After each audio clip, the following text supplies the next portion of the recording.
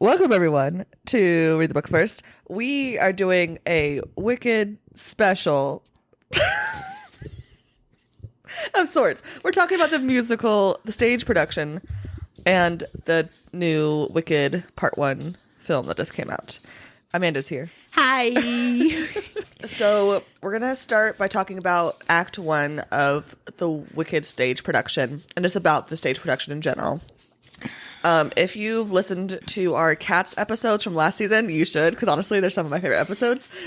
Amanda is a big Broadway nerd.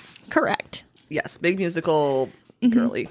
I am in the way that I was a band kid, and so I hung out with a lot of choir and theater kids who are really into it. So, like, I'm tangentially a musical person. I know more than, like, the average Joe knows about musicals. Yeah. Because of my music knowledge, but I wouldn't... Like, if I was in a room full of theater kids, I would never describe myself as a musical person because I know that I would be attacked. Well, and here's sort of the weird thing. And it's mostly like a function of where I grew up. I never really got along with the theater kids in high school. No, that makes sense. Yeah, You're not that a theater tracks. kid. Okay, good. You're not that a theater tracks. kid. You're a musical nerd. There's a difference, right? Because you're not the Yes. one, you're not wanting to be in the spotlight main character. That's not what you just want to enjoy the content and think about it. Mm-hmm. Yeah. Extensively. Yes. As you're wearing an Into the Woods shirt currently. For those tuning in to listen to Amanda's and my review of the Wicked movie that just came out this fall, go ahead and skip to 1 hour and 4 minutes to hear that discussion, or keep listening and we'll discuss the stage musical before talking about the movie musical. As far as Wicked before, like I talked about this on when we talked about the book, before 2 days ago, I had never watched any like clips of it on YouTube, and I only knew the songs I knew, and like as I watched the clips of the musical, I realized the songs I did know before were Popular, The Wizard and I, Defying Gravity, and Change for Good, and then any like clips that are on TikTok, which is not a full song, so Yeah. I like wouldn't count that I knew that. Okay, that makes me feel a little bit better because I was like, how have you never heard For Good before? Yeah, no, I realized I have had her, but like, and again, I will say, a lot of my musical theater knowledge comes from Glee. Me and There's my no friends, judgment because I also really liked Glee in middle school. okay, I was a junior and senior in high school because that's when it came out, and that's our age difference, and that's like, even though it's like not a lot of years between, it's a big developmental age difference. Oh yeah. Uh-huh. No, believe me. Yeah. And so my friends and I were obsessed with Glee. First 2 seasons, season 3, we got out of there. But a lot of my musical knowledge comes from that. Because then I would be like, well, what is this song? I'm going to go look it up, etc. Anyways, so that was like my knowledge. And like I knew the basic plot. What I knew was that Elphaba and Glinda were roommates. And they were roommates. And then like they had a frenemies situation where they hated each other, but then they became besties eventually. Elphaba goes to try and do something with the wizard. I didn't know why she wanted to see the wizard. You know, I never knew that. Mm-hmm. Like I was honestly for a long time, I thought like she was in love with the wizard because of the Wizard and I song. It's kind of a love song. Almost. Okay. I just didn't know. Yeah. Because I didn't know any, like literally none. Because guess what? Touring companies don't come to Alaska. So therefore, all my friends also didn't know the plot of the musical besides the songs. Because clips on YouTube were not as popular back in 2011. I gotta admit, that's kind of wild to me personally. Because of the child that I was, I would like, there was a period of my life where I was like 8 or 9. I'd watch like horror movie trailers and then go look up the Wikipedia article and read it extensively. Yeah. So whenever there was a musical that I had like tangential knowledge of, I'd go up and I'd look up the Wikipedia summary. But you see, my friends and I, we didn't sit on the computer looking at Wikipedia. If we're on the did computer, you have lives? we were on the computer, we were on Tumblr and looking at ships and not necessarily factual information. Anyway, so I didn't think, I was like, oh, that makes sense that she's in love with the wizard, but like, I was like, she sings a song called The Wizard and I. That means there's something about working with the wizard.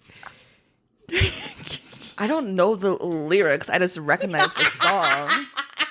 Like, obviously, I know that now after watching the musical. Like, I know that now, obviously, but like I wasn't sure. And then like this is me, like this is my knowledge of it in high school, okay? And then like as pop culture comes around, right, and I have more and more theater nerdy friends, they always reference Fiyero, and then that he turns into the Scarecrow, and I'm like, oh, that makes sense if it's a prequel. That's like witty.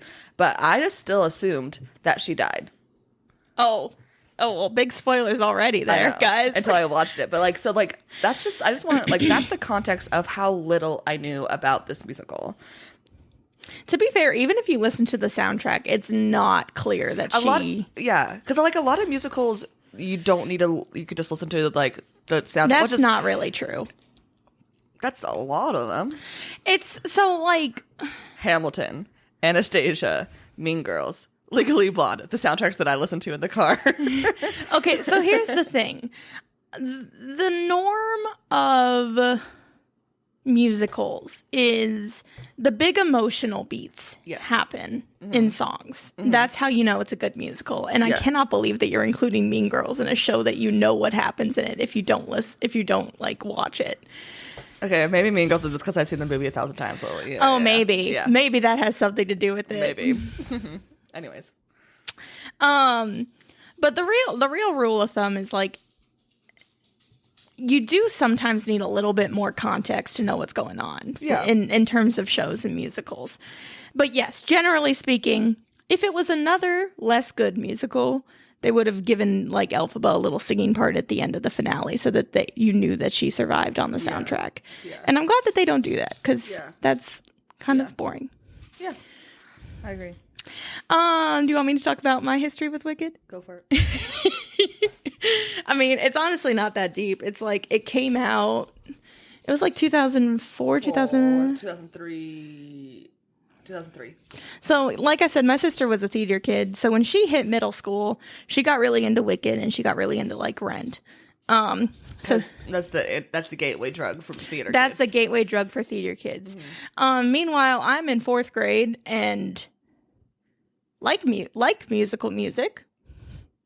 I can't remember if I had watched Into the Woods and made it my entire personality at this point. I think that came like a year or two later. But still, we would sing it together and we'd perform it together. I'd always be Elphaba because my voice was lower, and she'd be Glinda. And we'd just sing it together all the time and like take turns acting it out and all that. And it was really fun. You know, it's some of my fond memories because this is also middle school Emily and elementary school Amanda. That developmental age difference of 3 years, not a good time for siblings or sisters, really. So it was like the only time we were getting along.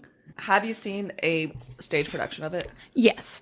So going on after I became like a big musical theater nerd TM, we saw like a live production of it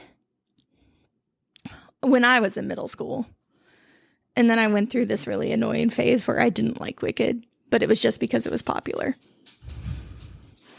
That tracks, right? Is it popular? Yeah, and I was like, it's not as good as people. Shut up, Amanda. You're wrong. It is as good as people think it is. But also, like the theater girlies who culturally, the theater girlies who love Wicked are a certain type of theater girlies. You know what I mean? Okay, don't talk too much smack about them because my friend Kaylee, who gave us the production, one of my really good friends, is, like she has Wicked the word Wicked tattooed on the back of her, like her back in big letters. That's hilarious. And like, no, she's a great person, but as a like culturally as a theater kid, if Wicked is your number one and like all your dream roles are Wicked, that says something about you.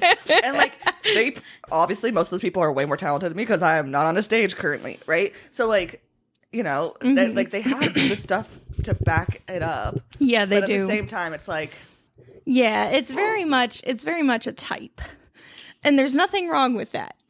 Because Kaylee, I know you said you wanted to listen to this. There's nothing wrong with that. You're very talented. Yeah. And then also in that, and sort of having that group of theater friends that I have, I sort of rediscovered Wicked in the sense of like, I was like, oh, okay, so yeah, I'm just really wrong about hating this musical. And we've done a read through of it a couple times. If we start talking about the movie, I'm never going to look back at the stage. Okay, so let's talk about the stage. So I watched it. Shout out to Amanda's friend who helped me with that. Able to watch it. I don't know who that person was, but thanks. That was Kaylee. Oh, thanks, Kaylee. Quite literally, I went to her and I was like, hey, my friend's never seen Wicked. What should she start? Who should she start with? Yeah. And she pulled out. Yeah. Okay. So, culturally, Kristen Chenoweth, Yes.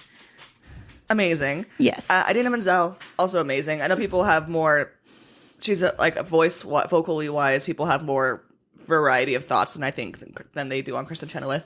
But watching this stage production, I don't remember the actresses who play those characters because I wasn't paying that much attention. But like they did a great job in the version that we watched. It wasn't the original, which is absolutely fine. But watching the stage production and then watching the movie, Kristen Chenoweth is just everywhere. Like, I feel like, and I don't know this because I've only seen this one version of the stage production, but I feel like every Glinda is like they're just emanating Kristen Chenoweth. Jackie Burns is the one who was Alpha before you. No, they were great. It's just that, like, I don't know, because of the Glee factor, I'm like, I know Kristen Chenoweth is who, like, she is as an actress, right? And then obviously Idina from, like, the Rent musical, etc., etc. Like, I just, like, I think, and I know people have, like, very strong opinions within the Wicked fandom about who's their favorite Elphaba, who's their favorite Glinda. But, like, for me, I was just like, who could top Kristen Chenoweth? I really don't have any strong opinions about different versions of Elphaba and Glinda because that would require me to pay a lot of attention to actors. Yeah. And I don't know if you know this. I do know this. You're not like face blind, actually, but kind of face blind. I really like, it's not that I don't, there are some actors that I like really love and double down on all the time. But most of the time I'm just like, yeah, they were cool in that. And then I move on with my life. Yeah. Because I am not that interested in other people. Yeah. But like, all that to say, when I was watching this and the first song, No One Mourns the Wicked, I don't like the song. Because of the opera bits. I kind of get that. I understand why they started it with, like, it makes sense within the structure of the plot, but it's just like the operatic bits are kind of killer. Which is, it's amazing someone can do that with their voice. Like, kudos. But it's I don't want to also, listen to it. But it's such an interesting, like, I get where you're coming from. I really do. But it also is just speaking towards Glinda as a character so much because she's like, you know, it's this weird sort of dichotomy of, like, the first time you're watching it, you're like, oh, she sounds happy, but also not happy, but also happy. And it's so that operatic bits where the parts where she goes off on she died alone, like at the end of the song, that's like, oh.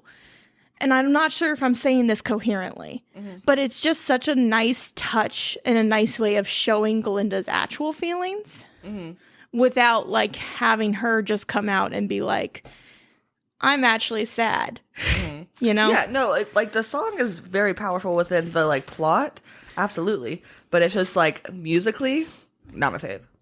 I mean, that, again, your opinions are fair, and you're allowed to have different ones. And I do get where you're coming from. Yeah. Now, in the version that you got, I checked it to make sure. Did they start with the dragon clock? It wasn't on there. Okay.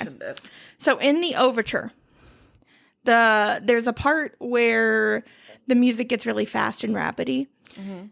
And in the stage show, typically, the dragon clock on top of the stage comes alive and moves and, like, I don't remember if it does a lot of crazy stuff, but it does move and it's really cool. That's really cool. And, you know, and then I bring it up because that's a reference to the dragon clock in the book. Yeah. And that's all I got. Yeah, and they do reference the dragon clock in the lyrics or in some of the dialogue. In the, like, book, yeah. Yeah, and so, like, you know, I did catch that in the lyrics and the dialogue, but... So basically, like, No One Mourns the Wicked comes on. All the Munchkinlanders are like, yay, the Wicked Witch is dead. And Glinda comes on and she's like, yep, she's dead. Yeah, and... Maybe you guys should be so mean. Yeah. She had a hard life. Yeah. And then they're like, no one cares. Yeah. Like, I love the bit, like, she had a father and a mother, like, so many do. Like, every, like, little fun like humor bit of Glinda, it's just like all I see and hear is Kristen Chenoweth. You know, like, and I was looking at the Wikipedia for Wicked, and like she was like so like integrated with the creation of it. Like they're like, what's his face? The composer, Stephen Schwartz. There you go, Stephen Schwartz. He's one of the Stevens. Yeah. He was like, I'm gonna write this role and it's gonna be Kristen Chenoweth. Yeah. And I don't think that's a bad thing because I love Kristen Chenoweth, but I do think it is a struggle for anyone who's not Kristen Chenoweth, maybe. I think but like, I think that's probably true if you're not like a musical theater person. Yeah. Because like I can't name a whole lot of people off the top of my head, but I do know that Cara Lindsay had a stint as Glinda that was amazing, that I've heard clips from and that I really liked. There was this other actress who I don't know, can't remember the name of, but she was like one of the first African Americans to play Glinda, and she was just so bright and perky from all the audios I heard. Yeah. I feel like Glinda is very much a Kristen Chenoweth role, but there are ways to take it and make it your own. Yeah. I'm sure like everyone was obviously very talented and like did a great job. It's just that like the timing of the jokes, the way the jokes are said are like is how Kristen Chenoweth talks in her day-to-day life. It's true. And that's what I mean. Is that like yes, like the you know, the different like riffs or how they act might be a little bit different and like their own, you know, spin on it, which is like what you're supposed to do. But you're right. The comedy bits are Kristen Chenoweth, and like, which is I think is a positive for me because as someone who's like again on the edge of this like musical theater fandom, I know her. Yeah. And I think that's the thing too, is it's like such a defining. Wicked is one of those few musicals that really crosses over into pop culture. Yes. Especially in modern days, because like, you know, everybody knows Chicago, Phantom, and like kind of older musicals, but Wicked's probably one of the few moderner. Yeah, it's like that. It's like that in Hamilton. Yeah. Yeah. And like sometimes other ones will cross in for a second, but like they won't stay for more than 6 months. Like Dear Evan Hansen had a little bit. Dear Evan Hansen, Hadestown was able to get to pop culture for a little bit, not as long as it should have. You know, ain't that the truth? You know what I mean? Like, there's like other bits that have been able, like the Mean Girls musical had a big stint, like with all the TikTokification, you know. Yeah, but it rightfully did not last long. Yes.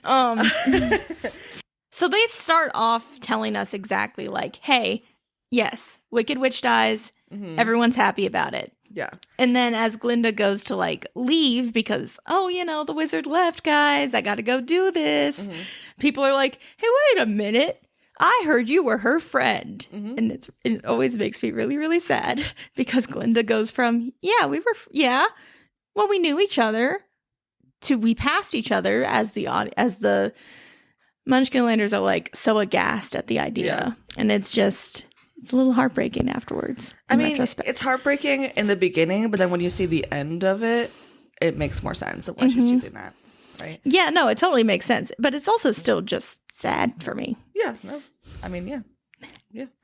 Then we have a really simplification of Elphaba's childhood. The bit where her on the stage where her mom suddenly becomes pregnant like that. And I watched the behind the scenes of how they do the pregnancy suit thing.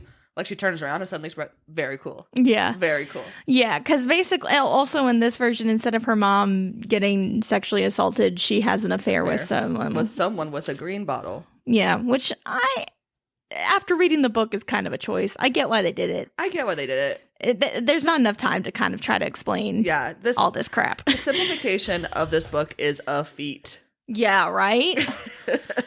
They do, especially like in the first half, I feel like they do such a good job of distilling it down to like, here are the beats that are important. Yeah. Like, realistically, Nessa Rose has arms just because it would have taken it. I don't even know how they would have pulled that off. They would have to only have actresses who have that same body, right? And that, you know, limits the pool you can hire from, which like... Also, I know we're not talking about the movie yet, but shout out to the movie for being the first one that had an actual wheelchair user. Yeah. Do better, guys. Yes. So we have a bit of Elphaba's childhood, and we find out that her dad hates her because she's green. Also, in the birth scene on the stage, there's a goat that's there, and I'm like, they use the same goat costume for Dr. Dillamond. I'm like, guys, Get one more animal. Come on. Lion King is down the street. Cats is down the street. Cats is not down the street. Okay. Cats closed before Wicked. Okay, the warehouse that holds all the cat stuff is somewhere in New York. They are constantly on tour because Cameron McIntosh is a greedy little bitch. I don't know why I mentioned cats. I should have known. You guys. I should have known. Anyways, that's one thing I said at the stage production. I was like, guys, I know money is tight, and you got like, that's like one fun thing about, not fun, but like one cool thing I find about theater is how they reuse certain actors, how they like, I like how like frugal they have to be, but I know they can make one more animal costume that's not a goat, because that really confuses people that aren't paying attention. Like if my mom was watching this with me, love my mom, but she does not care deeply enough to pay attention to this kind of stuff. She'd be like, wait, so that professor was at her birth? And it would confuse her. Because she wouldn't be paying attention. Which is fair. Anyways, so that's like my one thing. Like, honestly, one of my major stage critiques about this. Honestly, fair enough. Yeah. So anyway, so like they show a little bit of Elphaba's childhood. Glinda finishes up the song. Everyone's happy that Elphaba is dead. And then they go into their school days at Shiz. Glinda's entrance, perfect. Perfect. I'm obsessed. She arrives on a little like luggage cart and then adds a little operatic area on the end of the song, and it's what a way to establish who that character is. It's so good. Back then. It's so good. Then we have the horrification that there's a green person walking in, which I'm like, yeah, we get it. But then we have Madame Morrible, and Nessa Rose also arrives, and Madame Morrible housing Nessa Rose, like Nessa Rose is staying with Madame Morrible. That's creepy. Yeah, it's real creepy. I don't know why they like obviously like Madame Morrible was like, I'll promise to take care of you. That's fine to say, but housing you? I mean, I don't know. They also have to make it so that Elphaba doesn't have a place, so that she gets roomed, right? Well, and it's also like something needs to set off Elphaba so that she like has that little magic piece happen. Yeah. Because in this version, Gregory Maguire, it's very clear from the get-go that Elphaba has magic powers that bubble up when she gets upset. Yeah. It's almost like that's a better idea. Yeah. No offense. Elphaba having magic powers, I think, right away is a really good change. I do think, I mean, for the stage production, like that's hard to do, right, mechanically, and it's really cool that the wheelchair goes right, like that's like on the tracks they had, like that's really like fun, and obviously in a stage production, it is hard to make a lot of special effects without having a budget, and you want to make them as least amount of stuff on stage so that you can travel easier and make more money, right? I understand like the business of that, but I wish there was more effects. Yeah, I get that. Yeah. And I think they do a good job with what they got. And in terms of like keeping stuff under budget. Yeah. Like, I promise I have a point. Back to the Future musical. Yes. That just came out this year. It has not disclosed.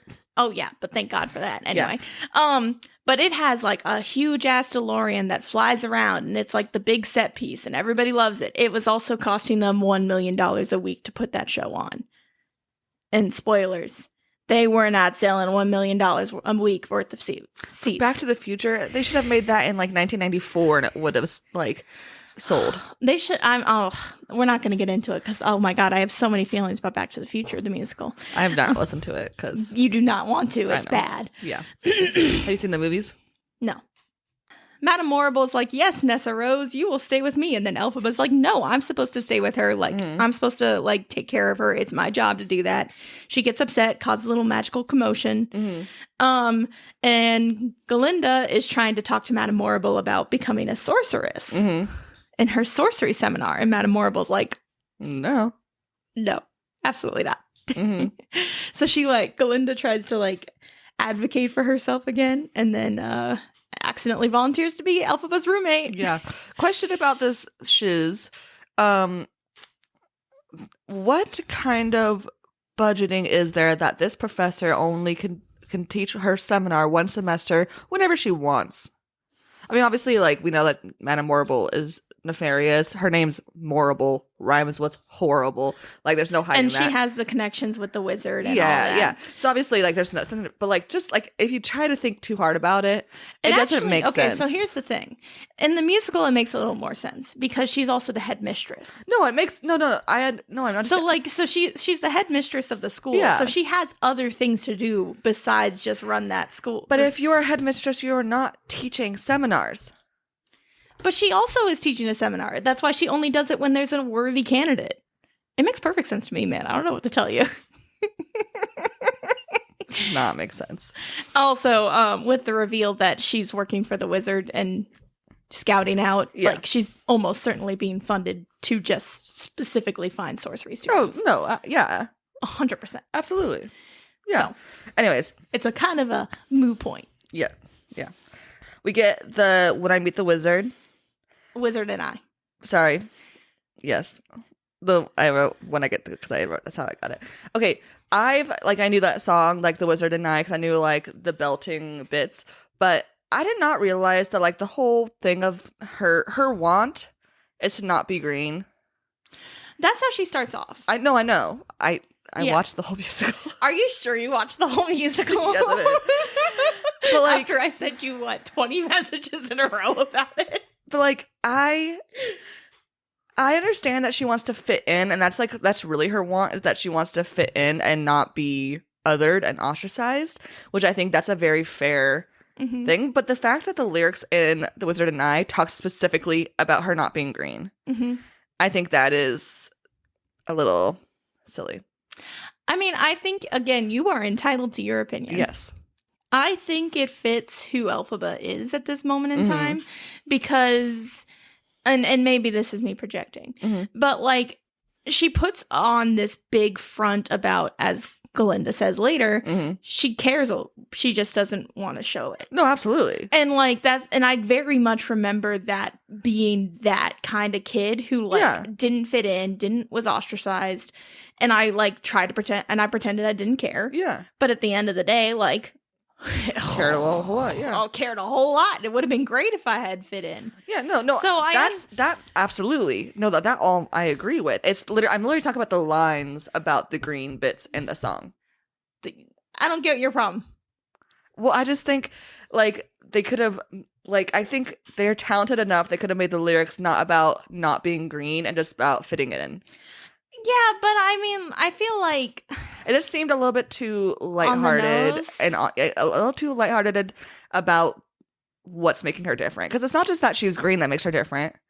It's that she has magic. Is that her dad hates her. Then we have the whole fact that she's stuck taking care of her sister, right? There's like her being ostracized is not just because she's green. Yeah, but it's also, it's a big part of it. It's a big part of it, and also it's the easiest thing to blame. Yeah. And like, again, she's like, what, 18? Yeah. 19? Yeah. Maybe high school? No, definitely college. Yeah. Definitely college. This is college. This is definitely college. Yeah. She's university. They're accredited. Interesting.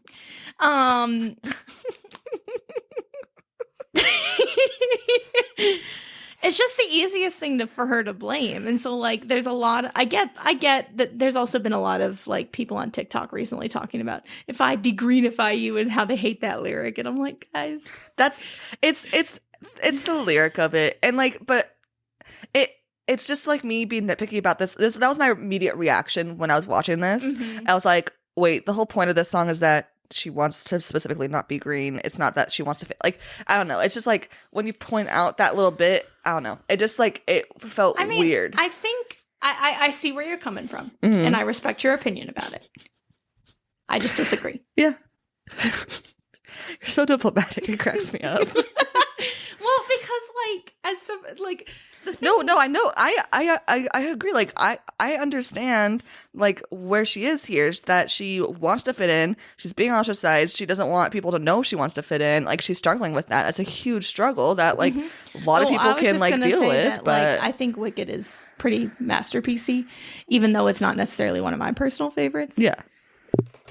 in contrary to the fact that I'm going to argue with you about every negative thing you say about it. Yeah. I mean, like, the negative things I have are just silly. Like, they're not like, I have nothing bad to say about this musical. It's just that it's like, here are the little things that I'm like, what? Yeah, I mean, that's fair. Yeah. And there is something to be said about, like, I guess the other thing that I'm quibbling with on you on that is it's not just, yes, they point out the green, but the whole song isn't just about It's her. about her having a home. And her having a home and her, like, feeling things I've never felt, like, oh my God, people actually accept me and think I'm good. Yeah. Yeah. No, I agree. And it's pretty damn good. It's funny because, like, obviously in the stage musical, there's very little talking between songs, as musicals do. Yeah, and that's something that I want to highlight when we talk about the movie in a little bit, is the connective tissue. Yeah. But Loathing. I love this song. Technically, it's called What Is This Feeling? I know, but I just wrote my versions of the titles because I was writing notes and I didn't have Wikipedia open at the same time. Also, Elphaba and Glinda are in love, and they are cowards. Not those two, but the writers are cowards. They're in love. I think they're in love. Okay, so here's my personal feeling on it. I think Glinda is in love with Elphaba. I don't know how much Elphaba is in love with Glinda as much as she is jealous of how easy she has it with people. And that's not to say that there aren't strong connections. Yeah. / romantic feelings. Yeah. No, they're in love. They're in love. Anyways, I can get into it later. No, later I totally understand. Yes. And I'm not saying you're wrong. Yes. It's just I've always felt like that Glinda is way more in love with Elphaba. Oh, absolutely. Okay, good. No, as absolutely. As long as we are on the same page about absolutely. That. Yeah. Yeah, it's a classic frenemies to lovers love story. And they were roommates. And even the way the song is framed, how they were like, my face is flushing. What is this feeling? And then it is the corniest song. They are in love. The Dr. Dillamond class scene, so good. So good. And I think the way they adapt the Dillamond scenes from the book to this, I think are really smart. I do think because as a stage musical, we are short on time, so therefore we don't get as much why and how, specifically how these animals are being, like, kicked out and, like, discriminated against, etc. We don't get that how in the stage musical. We'll talk about the movie in a little bit, but, like, I think it's really smart that they still keep Dr. Dillamond in there. We start to get Elphaba start to be her, like, activist version of herself, and we can, like, see her be sympathetic and, like, see her have layers more than just, like, I'm this cool outsider. You know what I mean? And that activism and that passionate piece is still there. And that's the other thing that I think the musical does a good job with, is that characterization in the timeline that they have it. Yes. Because they don't... Elphaba in the book is a lot sharper and thornier personality-wise. And Elphaba is still sharp in person and, like, thorny in the musical. Yeah. But you can always see the passion that's underlying it, and it just makes it a little bit clearer. Yeah. Like, she's thorny because she's incredibly passionate about everything that she does. Yeah. Definitely. And then that brings us to Something Bad, which is the worst song in the musical, God bless. Something Bad? It's the song that Dillamond sings. Oh yeah, that's not a good song. I forgot that was there. I didn't write a note. Yeah, because I mean, again, it's and the whole and like there's these moments in the stage show specifically where he keeps, like, accidentally breaking into goat bars. Yeah.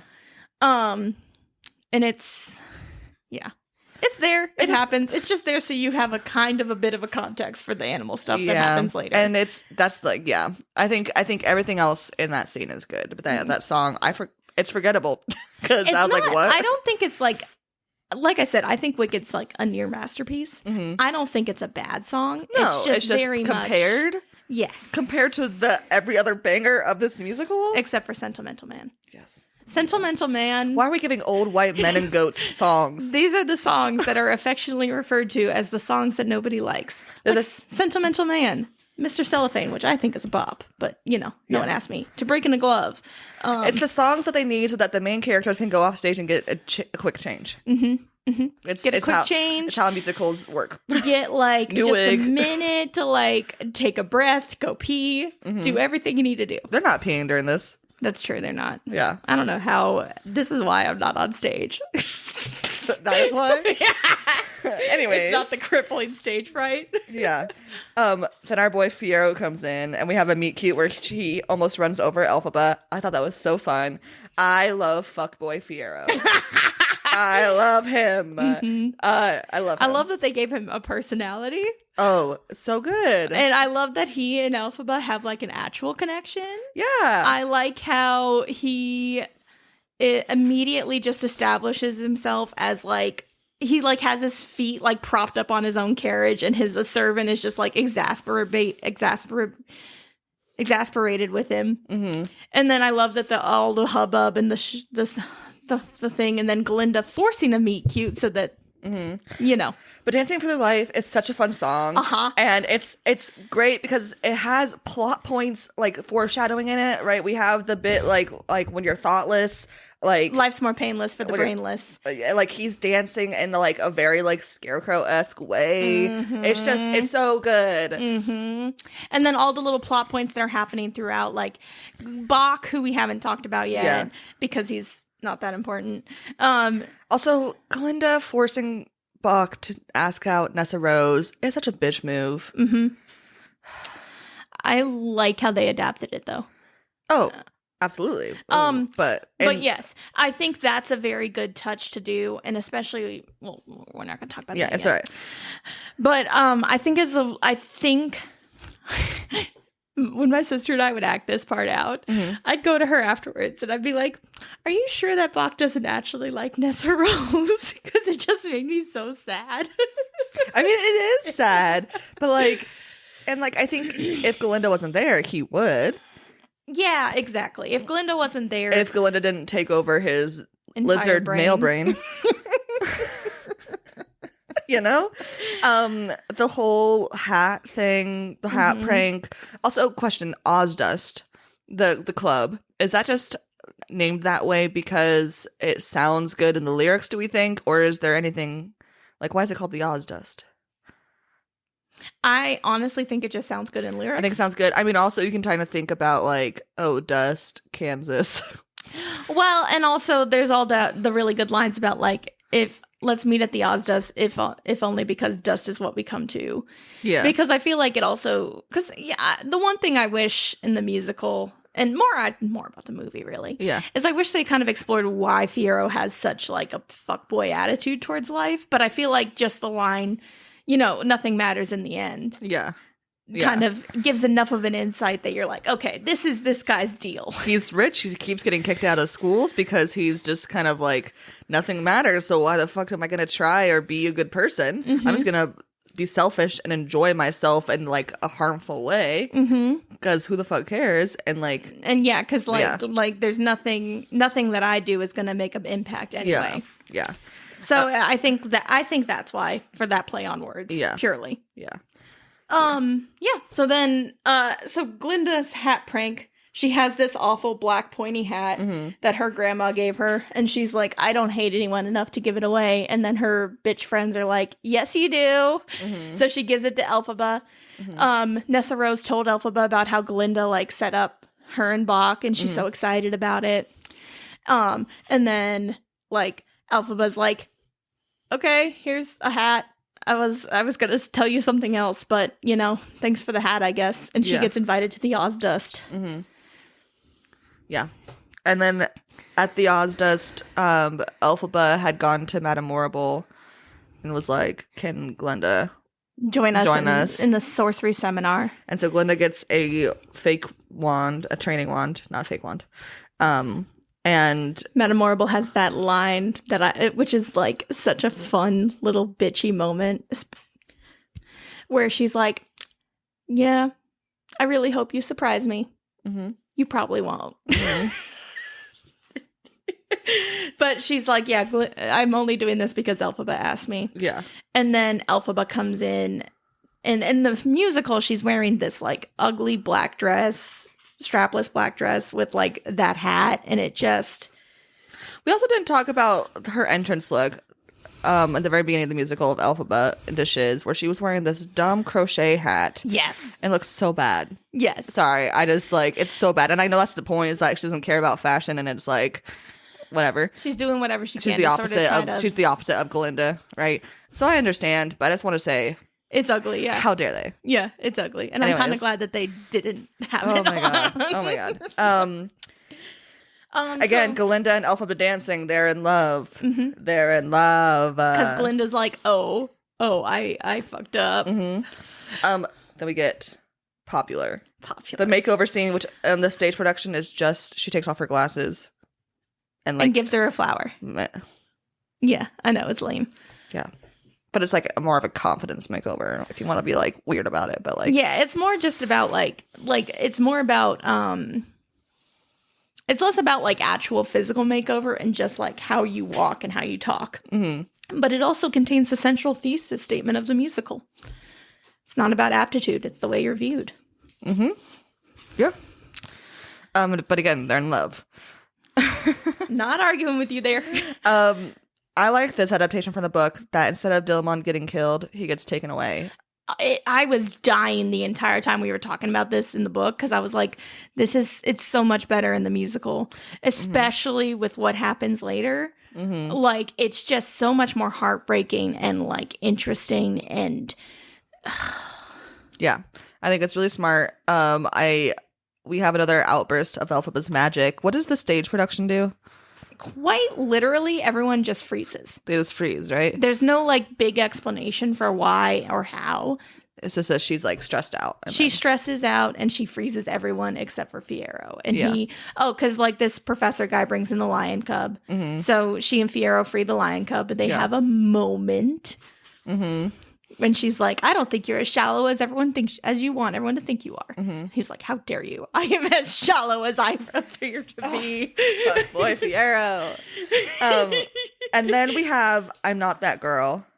The song is so queer-coded, right? It is. The song is so queer-coded. This song is like. The song is like, I'm in love with the girl he has chosen.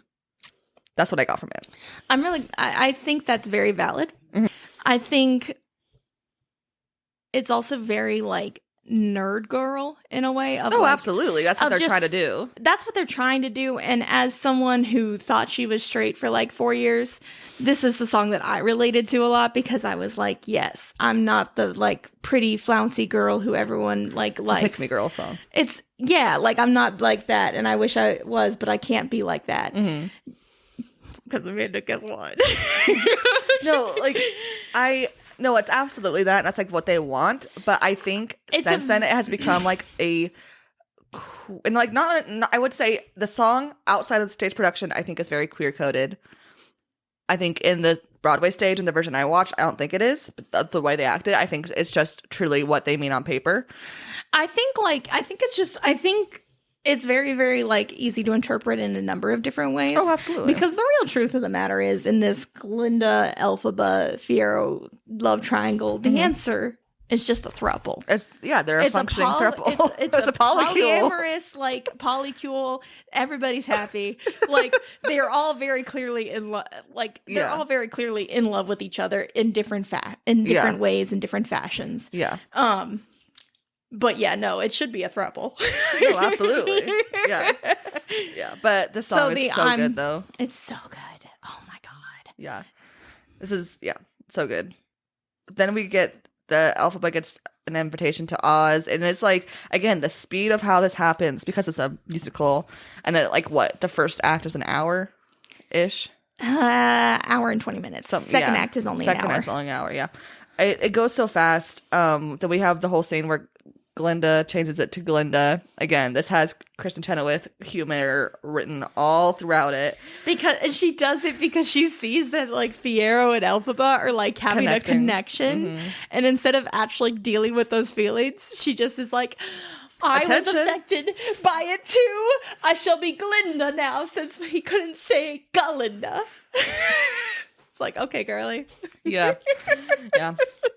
Only child syndrome. Ain't that the truth? Then they get to Oz.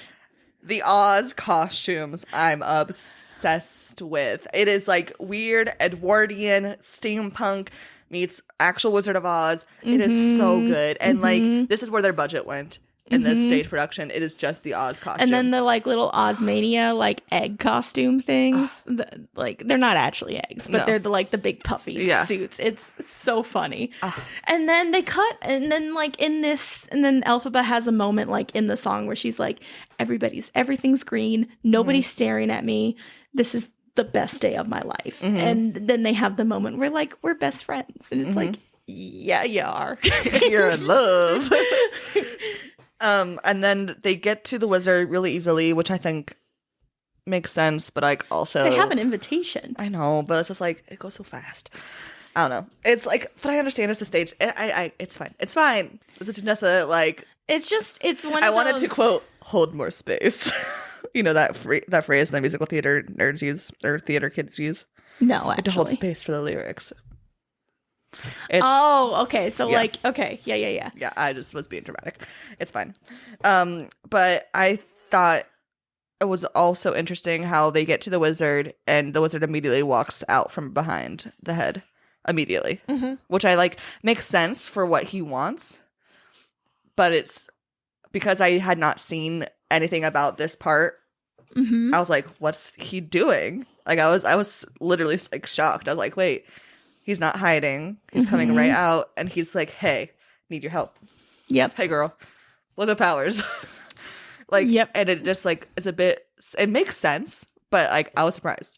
Yeah, I mean, it's also I think Joel Grey was the original wizard, and God bless him, he tries, but he sings this song called "Sentimental Man," which is a joke in the musical theater community because it's awful. It's not a good song. It's like, you know how we were like Something Bad is the worst song in the show? No, it's this one. It's this one. And I feel like they just needed to give the wizard a song so that people would actually want to audition for this part.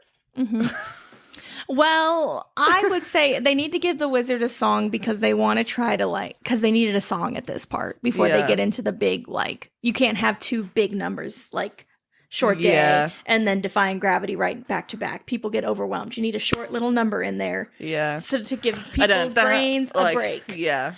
And I think the worst part about that song is it's just where Something Bad is just forgettable. Sentimental Man is just so high and reedy. Yeah. In this old man voice. Yeah. And he's like, I always wanted to be a father, which is the other reason that this song is in here. It's just like foreshadowing. And like there's like they're trying to make us feel anything towards the wizard, which like yes, but it's also just it's just also him trying to sell himself on Elphaba. Yeah. It's less about later on they try to use it to make us feel things for the wizard. And it's like, fun fact, he's a dick. Yeah. And then we have Madame Morrible pops out and is like, surprise, bitch, I'm working for the wizard. And they're like, oh no, evil is happening. Oh no. Well, okay, so then what actually happens is she pops out and she's like, I got a promotion. And then press secretary. And she's like, and Elphaba's like, okay. And then they show up the Grimmery? The Grimmery. Grimmery. That's how they say it. Yeah. Anyway, so they bring out the magic book. And Elphaba, surprise, not only can immediately read it, unlike Madame Morrible, who's had to study it for years, but she's like drawn to these different pages. And then they do this whole thing with like with the monkey Chistery and being like, he's always wanted to fly. It's so cruel. Also, the stage costume of the monkeys creeped me out. But also, when the wings pop out, so fun. So I was a lot of emotions. I was like, ugh, weird costume, cool costume. Well, and then he's climbing the stage now. Fun. Like, it was just a weird, like. And it's also this really cool scene of like Elphaba's like, wait a minute, no, this is hurting them. How do I undo it? And they're like, well, you can't undo it. There's no Control Z, bitch. Like, and then also, ooh, you're so powerful. You did it to all the monkeys. We only really meant you to do it to this one, but you're so powerful. You did it to all of these monkeys. And now we have these perfect spies that can fly around. And then Elphaba's like, excuse me, huh? What do you mean spies? Yeah. Why do you need spies? And then her world shatters, and it's like, well, shit, I just added to this evil that is hurting these animals that I'm trying to protect. And she refuses the wizard's, quote, offer for her to work with him. And so they get chased, and Glinda is with her still. They're running around, and they get up to, like, I guess the tower. That's what it's supposed to be. Yeah. And then Glinda's like, oh my God, you idiot. You just, like, refused the offer of power from the most powerful people in Oz. What are you doing? Yeah, which is what Glinda wants. She wants the most power she can get. Yeah. And Elpha was like, I hope you're happy. Like, you're doing all of these things for these people who are horrible. Or, sorry, you're willing to do all these things for power. And then then Glinda's like, okay, let's not fight. Just apologize and everything will be fine. Like, you can have everything you've wanted. And then Elphaba's like, I don't want it anymore, actually, because this sucks. Yeah. And I'm out. And we have Defying Gravity, which is a perfect song. Perfect song. And it's the song everyone knows. It's the song everyone knows. Everyone knows it for a reason. And it's what made Wicked so popular. No pun intended, well, a little intended.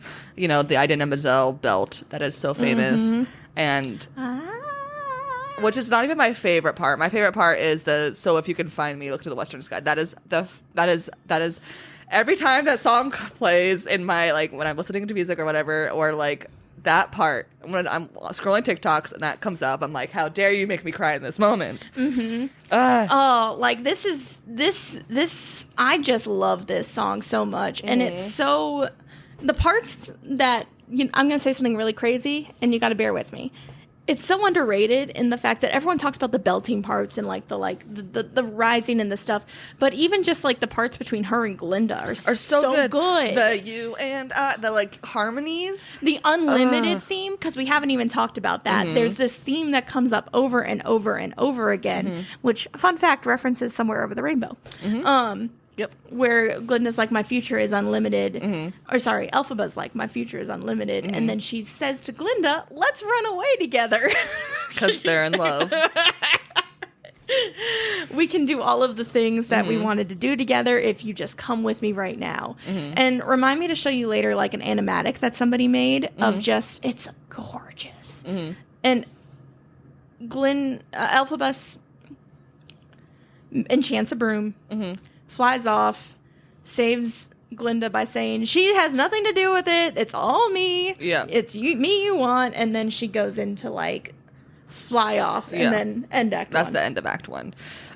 It's just, that song, so good. But do you see why the book was so disappointing for me at that particular moment in time? Absolutely. No, I understood. There's a reason why I never watched the stage production. Because, well, one, I didn't have the time. And that is not my life.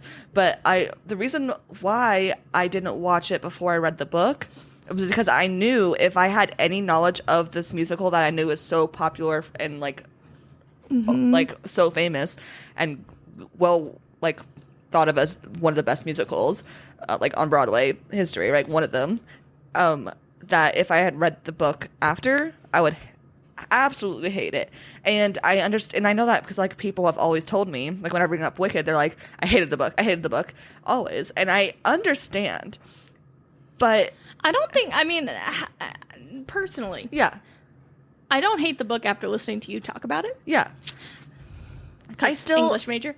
I still don't hate the book. I think everyone who watched the musical / listened to the musical before they read the book and not liked the book, absolutely 100% makes sure that is very valid because they are two different beasts. I think this stage, as an adaptation, I think the stage production does a great job because they take some of the basic ideas, and even then, like, the creator was like, a lot of this stuff is not appropriate for our audience or for a 2.5 hour stage play. So we're going to have to change the second half of it, really, most of it. But we're going to take the same ideas of, like, what if the Wicked Witch wasn't always wicked? And what if she was besties with Glinda? And how does that progress? Like, that's all they really took. Yeah, that's really what they took from it. And I also really like how they take the characters in the first act. in the first like set in the Shiz University. Yeah. And those are the characters that they then expand on and go into in the second act as well. Because that was something that we talked about. That was our big critique, is that there's too many characters and they keep switching characters every chapter. And settings. Because the book, again, like we talked about, is like, it's like 3 books in one. It should have been split up. Yeah. Yeah. But this moment of Elphaba confronting the wizard and then escaping is just so much more interesting than it is in the book, where it's not, because in the book it's not meant to be this big dramatic moment. It's just the moment. It's just what happens. It's just what happens. Yeah. So I think changing that to be the ending point of Act 1. I think I think as an adaptation, I think the musical is so strong, right? It takes everything that is interesting without the philosophical ideas. Like if you take all the philosophy out of the book, you have barely anything there, right? And I think, or you have like 5 different plots in there. And I think the musical is like, what if we took one theme and we took one plot line and then we just made it better. Yeah. And I think that's so smart. And I think if you love The Wizard of Oz, I still think you should, if you're into that kind of thought process, you should read the Wicked book and then go see the stage production, etc., the movie, etc. But if you are the opposite and you're like, I don't really care about The Wizard of Oz necessarily, but I do love the musical Wicked, don't touch the book. Like, just keep it happy and pure. Yeah, and I mean, like, I think, I'm glad I read the book, I think. Yeah. I'm pretty sure. Sometimes it's good to read books that you don't like, so that when you read books that you do like, you're like, oh yes, this is what I love, right? There's a lot of things that are almost interesting. Yes. And a lot of things, because I, unlike Jenessa, love philosophy. I love thinking about thinking. I love all those things. So I almost like the book sometimes. Yeah. So I like some of the things that they're talking about. And sometimes, I imagine myself just picking up the book and rereading sections of it just to like get the philosophy discussion without having to deal with it. Yeah. Yeah. Yeah. In general, I think Act 1 is a really good adaptation. All right.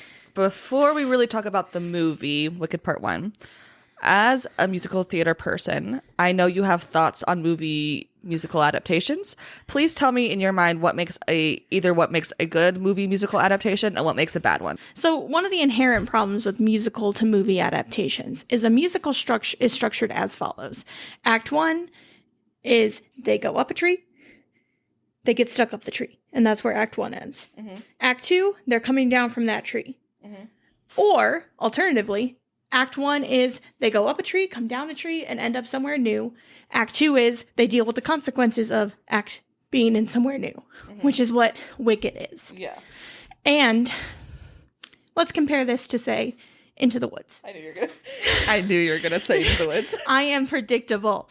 And if you do not understand that that is the structure you are going into, you are not going to be able to adapt something effectively. Yeah. And the reason that what makes a good musical adaptation is it translates it to the new medium. It keeps the themes and understanding of the original material. And really and it casts people who can sing. Yeah. So what are do you have any good movie musical adaptations off the top of your head?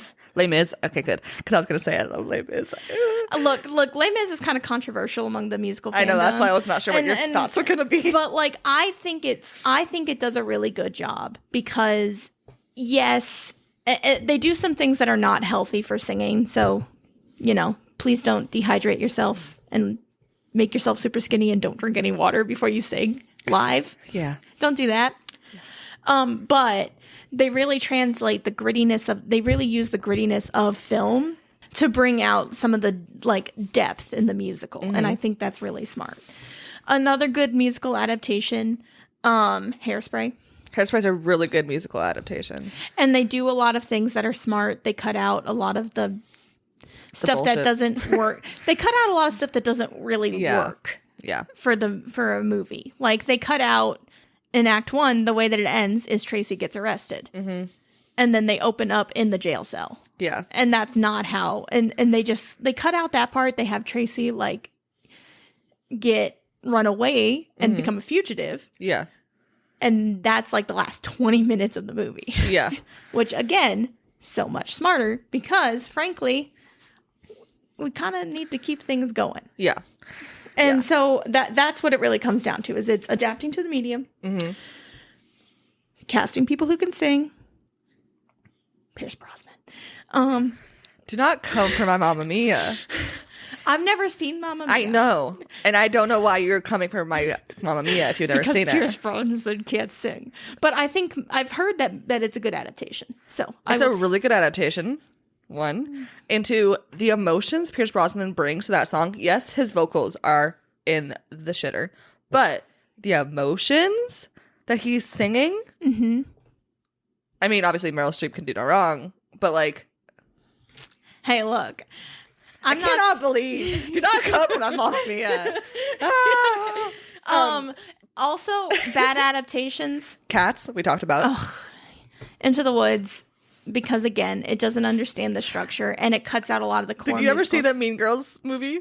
No. Oh, it's so bad. I value my life. No, it's so fun. It's so bad. It's so fun. Yeah, I know. Rent. What do you think about Rent? Have you never seen it? Maybe. You know the songs though, right? Yeah. Okay, good. I participated in a read through of Rent. Because "Take Me for What I Am," that song. Take Me or Leave Me. Whatever that song. I don't. Janessa makes up her own song titles, unless they're ABBA song titles. Because I know ABBA.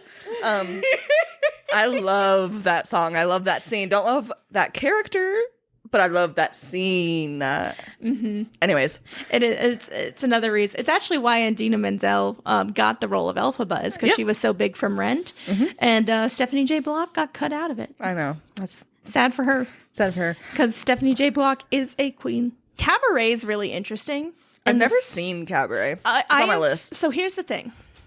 If you are approaching it from an angle of you want Cabaret, the movie, to be a pitch perfect reproduction of the stage musical, you are disappointed. Because it doesn't do a lot with the plot. It changes a lot of the story. It cuts a lot of the songs. It cuts a whole side plot. But it does so in the name of time and adapting to the medium. I'd have to revisit it. But after careful consideration, I no longer would put Cabaret in a pile of it's a bad adaptation. But the point is, there are ways to make good adaptations without making it be pitch perfect. What's the other one I had in my head? In the Heights. That's a good movie. It's not a good adaptation. Okay, I've never seen the stage production, but the movie was good. It made me cry. And that's actually where we can get into like the second part of the thing is they adapted to the medium. They have people who can sing, but they do lose the core aspects of what In the Heights as a stage play, stage musical is about. And actually that's my friend Kaylee's big beef with John Chu is that he took a musical that she loved and stripped it of a lot of its deeper thematic meaning. What one? This? In the Heights. Oh, In the Heights. Oh, he did that? Oh, I didn't know that. Yep. That's why she was really nervous about this one, and I'm still waiting to hear how she feels about this. Anyways, the Wicked musical. Let's talk about it. Let's start with casting.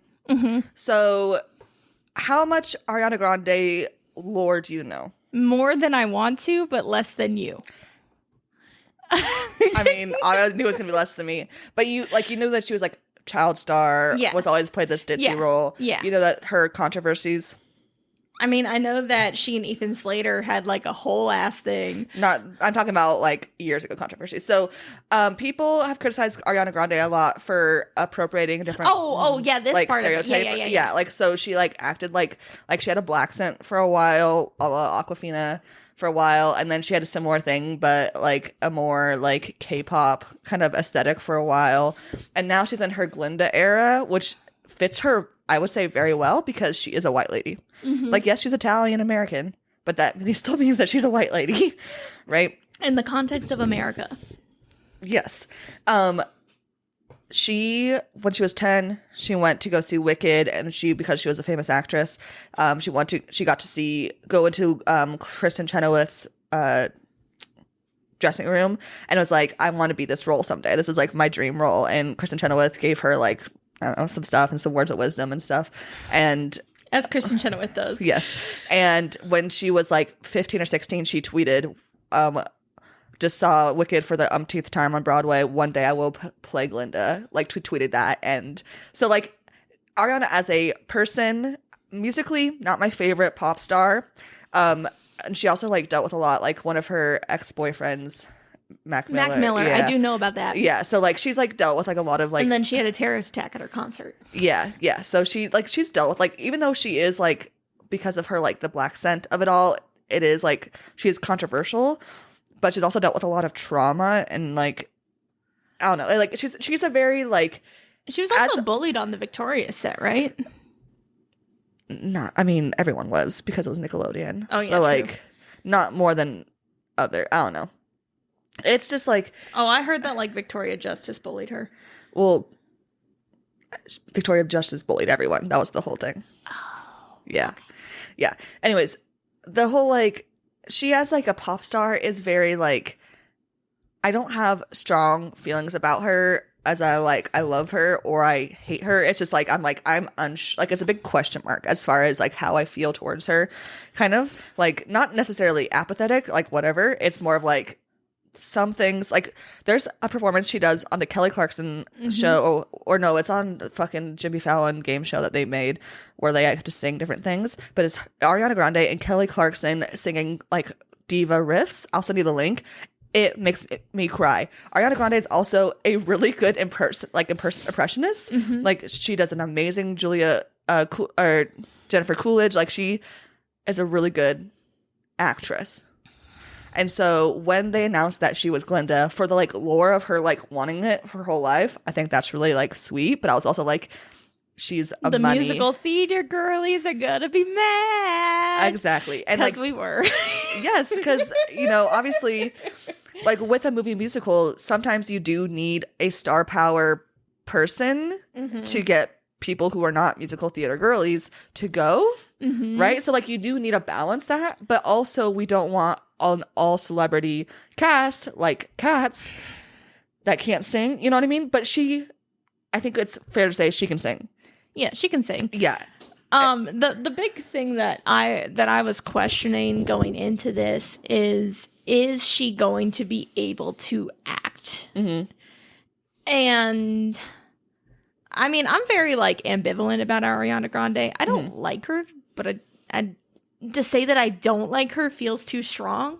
You just, like, again, like, more apathetic, like, whatever, kind of. It's just more like she is a person and she exists, and yeah, that's what I mean by apathetic. Like, not just like, well, okay, yeah, there's a person in this world named Ariana Grande and she sings, and some people really like her, sometimes people really don't, and I don't really care. Yeah, and that's fair.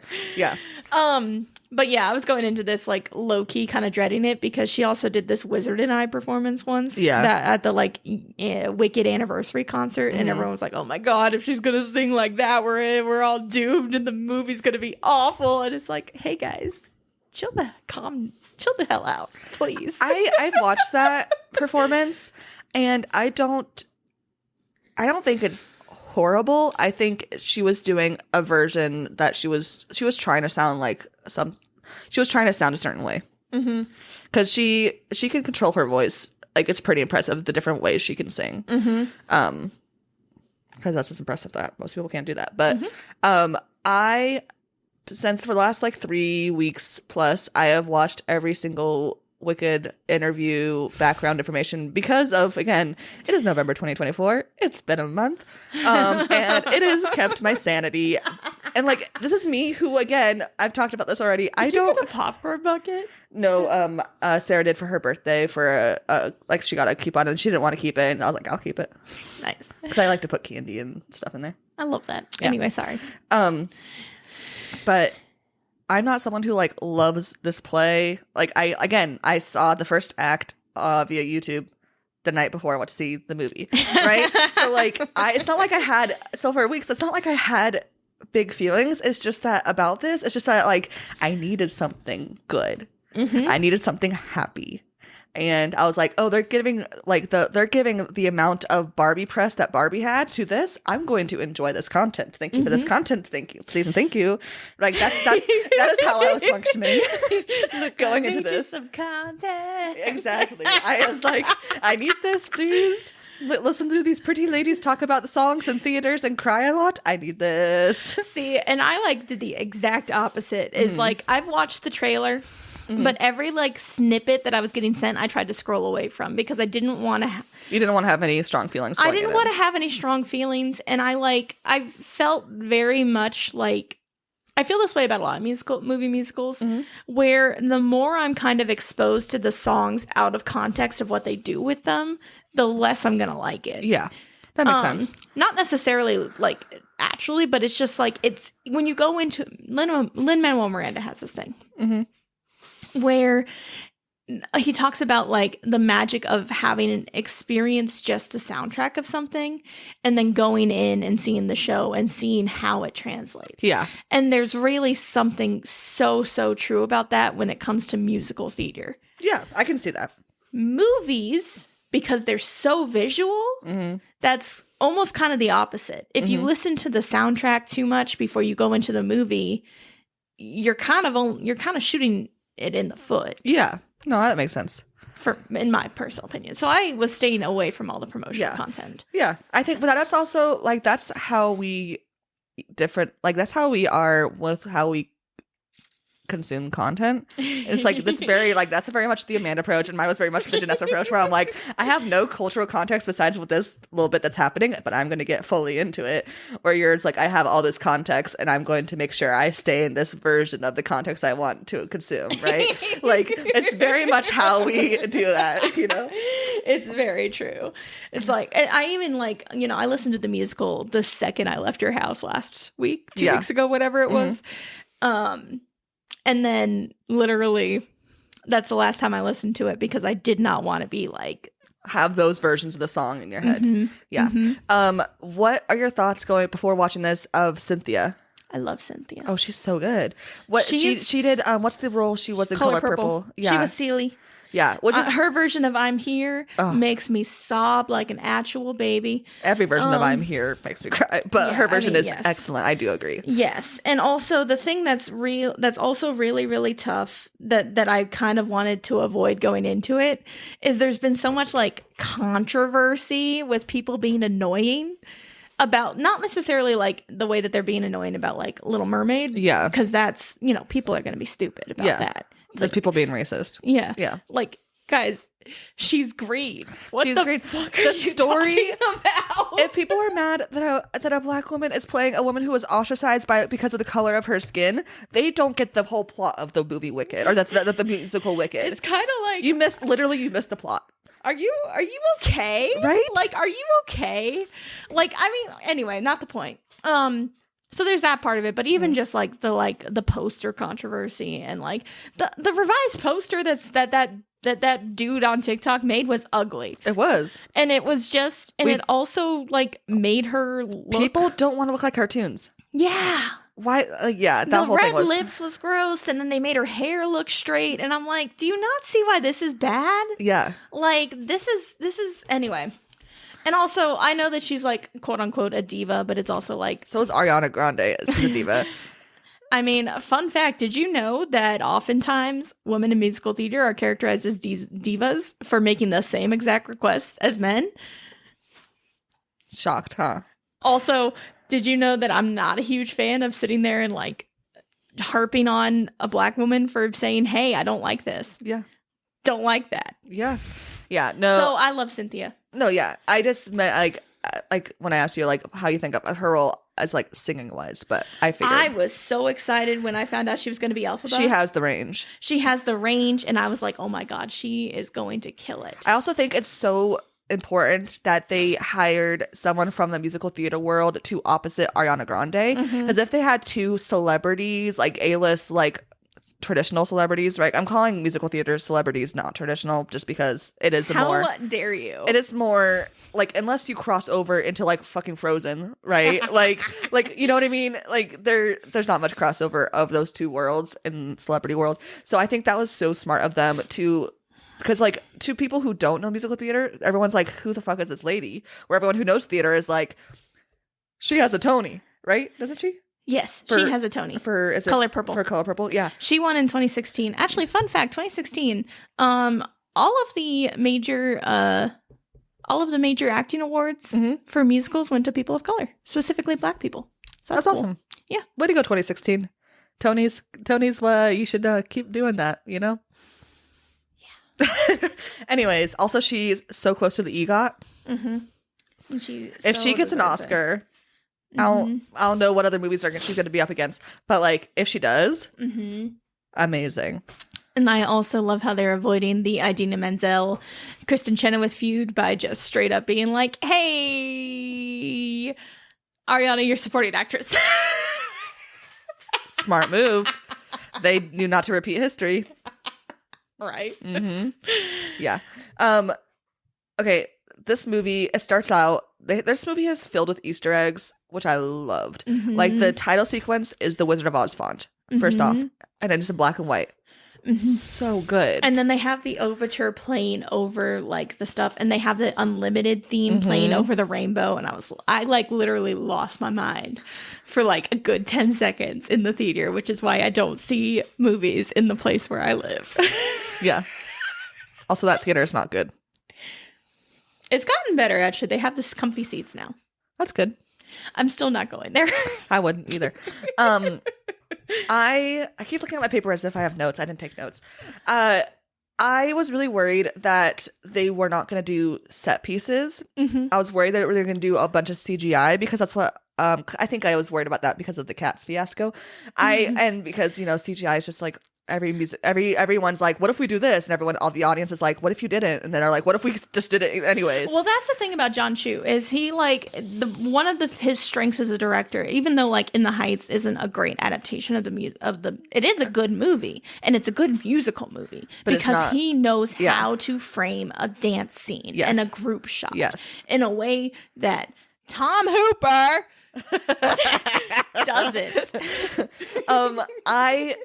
I also was, because when Sam and I watched The Wizard of Oz, like that, The Wizard of Oz, the OG, has like that magical old Hollywood set pieces. Like they created a whole fucking world physically. And obviously they did that because 39, they didn't have the technology not to. But like I was worried that they were just going to do green screen it. But like, no, they planted thousands and thousands of actual tulips for the Munchkin Land tulips. And like they built a whole Munchkin Land. They built a whole Oz. I love that. And they built shiz. I would pay so much freaking money to be able to go walk around these sets, my dude. I would cry. If Warner Brothers doesn't put those sets, now that they've filmed both part 1 and part 2, if they don't put those sets in one of their theme parks, they are losing money. Absolutely bonkers. Yeah, absolutely bonkers. I would go. I am not a Universal Studios girly just because it's scary. It's also not that good.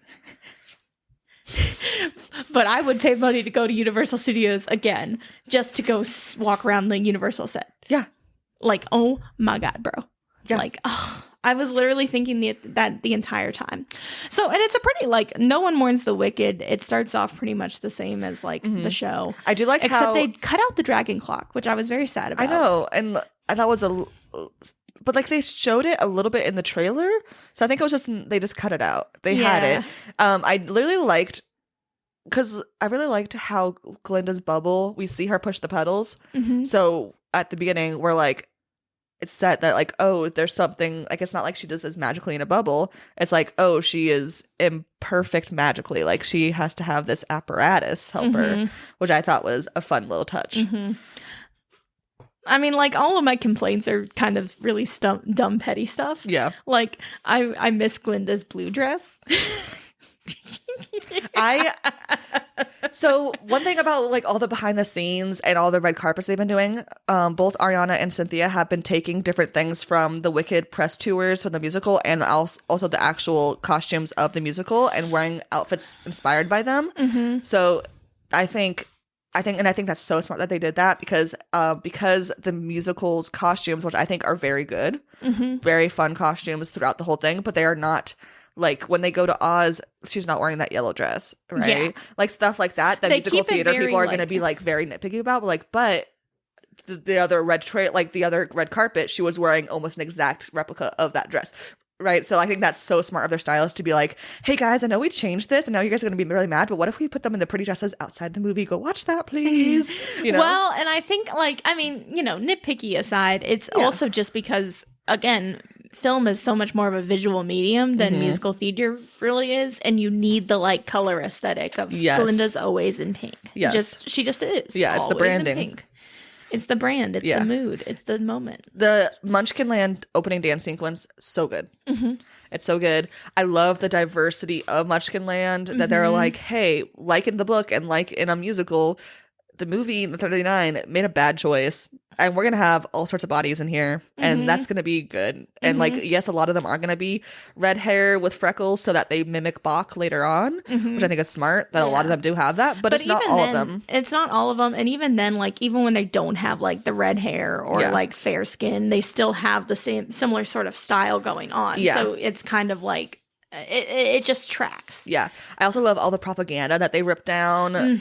So it's just like, it's so satisfying musically. the world is so dense. And this is during the musical number where nothing musically is new here. It's just like, they're like, well, we are going to show you this cool dance number, but also we're going to go and see all these really minute little things throughout Munchkinland so that you can connect it to the OG movie and to the stage production. And I think, and that's throughout, I think the whole movie. Yeah. And I think from that, I was a little worried. I was like, I like shitty stuff for fun all the time. So I knew I was going to enjoy it either way, even if it was bad. And so, but once we got done with the opening number, I was like, oh, we're good. Yeah. We're good. So I knew going into this that John Chu was going to do a very good job making a good movie. Yeah. Because again, In the Heights, great movie. He did all the Step Up movies, or not all of them, but he did a couple of them. And the thing that we're worried about is really how well they actually translate like the themes of the story. And as soon as No One Mourns the Wicked was over, I was like, okay, yeah, we're good. Yeah, we're Gucci, guys. I think Ariana did a good job of that, like, because that song, it's Glinda, like, announcing this information, trying to be the source of inspiration and hope for these people, but also still literally mourning the fact that she has to deal with this by herself suddenly. Yeah. And like, also it's so the way that she did it is so like well done and understated. Yeah. I mean, like, I can see people complain, and I haven't actually seen it yet, but I'm sure somebody's going to. Someone's going to complain. Someone's going to complain that Ariana Grande was so like muted in this. And I'm like, yeah, because it's a film. Yeah. You can't put on the big feels in a film. Yeah, I think she did a really good job of throughout the whole thing. She kept a very good, like, yes, I'm definitely happy about this face, but also I'm in so much pain and you can see it in my eyes. And when the Munchkins keep asking her questions, she's like, oh, okay, I guess I'll tell you this.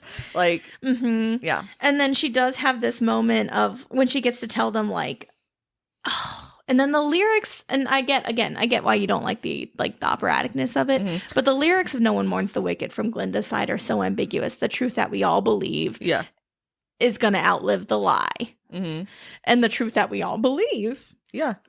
Yeah. And they also bring in the big, like, statue. And then they have her throw that torch. And oh my God, the way that she looked at that torch, I was dying. Yes. Yes. So good. And then we have the backstory of, which they didn't, I like how they did the backstory of Glinda's childhood. We also, the dance. Of Elphaba's childhood? Yes, that's what I mean. Sorry. So they do the backstory, but this time they add in like an extra scene of, like, first of all, they add in that the animals are the ones. Well, no, before that. So when her mom's having the affair and we don't see the guy's face, we see the glowing bottle. But like, if you listen to that song and you know that Jeff Goldblum is the wizard, you can hear, like, they tried to make his voice sound not Jeff Goldbluming, but I'm like, guys, you cannot take Jeff Goldblum out of Jeff Goldblum. He's very distinctive. But like, I can see that people going into this movie, like the dads that are taking their kids to this movie because their kids want to see this movie because it's sparkly and pretty, like, they don't know the plot, right? I can see them being like, who is this person? And then later when it's revealed, like, well, next movie probably, but or they will put it together once they get to the wizard. But like, I can see them being like, oh, like I think it's done well enough that if you have no context for the story, you're gonna be like again, my mom would be like, whoa. See, my favorite thing on TikTok right now is seeing everyone like theorize and point out all these things about Wicked the movie, and I'm just sitting here like, yeah, guys. Yeah, Fiyero references the fact that he's brainless a lot. Yeah. It's almost like that's foreshadowing. Yeah. Yeah. But like it's the people that don't know the musical. Yeah, and it's and they don't know that slime tutorials exist, right? Yeah, and they're not like big enough nerds that they're gonna listen to the musical extensively and then read the Wikipedia summary of it. Yeah. But I thought that was really good. But then as Elphaba's growing up, we do get more animals, and she has a nanny that's a bear, and there's like some other animals in the background. I just thought that was really smart of them to add more animals, because again, like I said, that's like one of my biggest like issues with the stage production is that they use the same animal. And it also is such a good choice for Elphaba specifically because, you know, when she gets really into the animal activism, yeah, of course she did. Like she was raised by them. She was raised by animals. Yeah. Like literally in a good way. Yeah. And so they also add a scene in the middle of No One Mourns the Wicked of a flashback of Elphaba like defending Nessa Rose because a group of children come in to taunt her.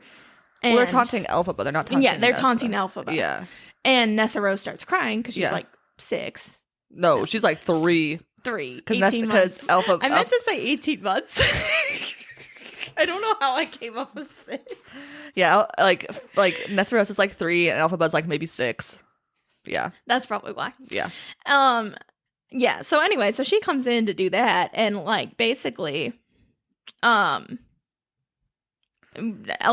throws rocks at all of these children via magic, because she's annoyed that she's upset that they're making her sister cry, and then her dad comes in and is like, Elphaba, why'd you make your sister cry? Yeah. Relatable. You know what you did, Bo. I thought that I was worried that they were gonna harp a lot on her like childhood being awful, but I thought they did a good amount. Yeah, I think they did the perfect amount of like, again, it's that thing that I said earlier about that connective tissue. They do a really good job of bulking it up, but they're not making it so that it's 20 minutes of a movie without a song. Because at the end of the day, this is a musical.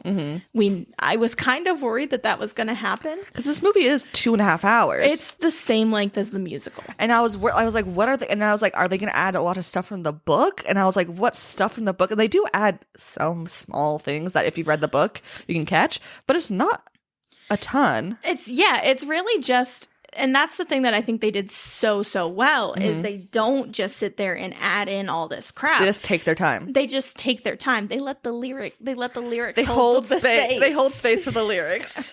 And they give in some breathing moments. They give in some like extra lines of dialogue that like you're not gonna notice that it's dragging. Yeah. Because it doesn't.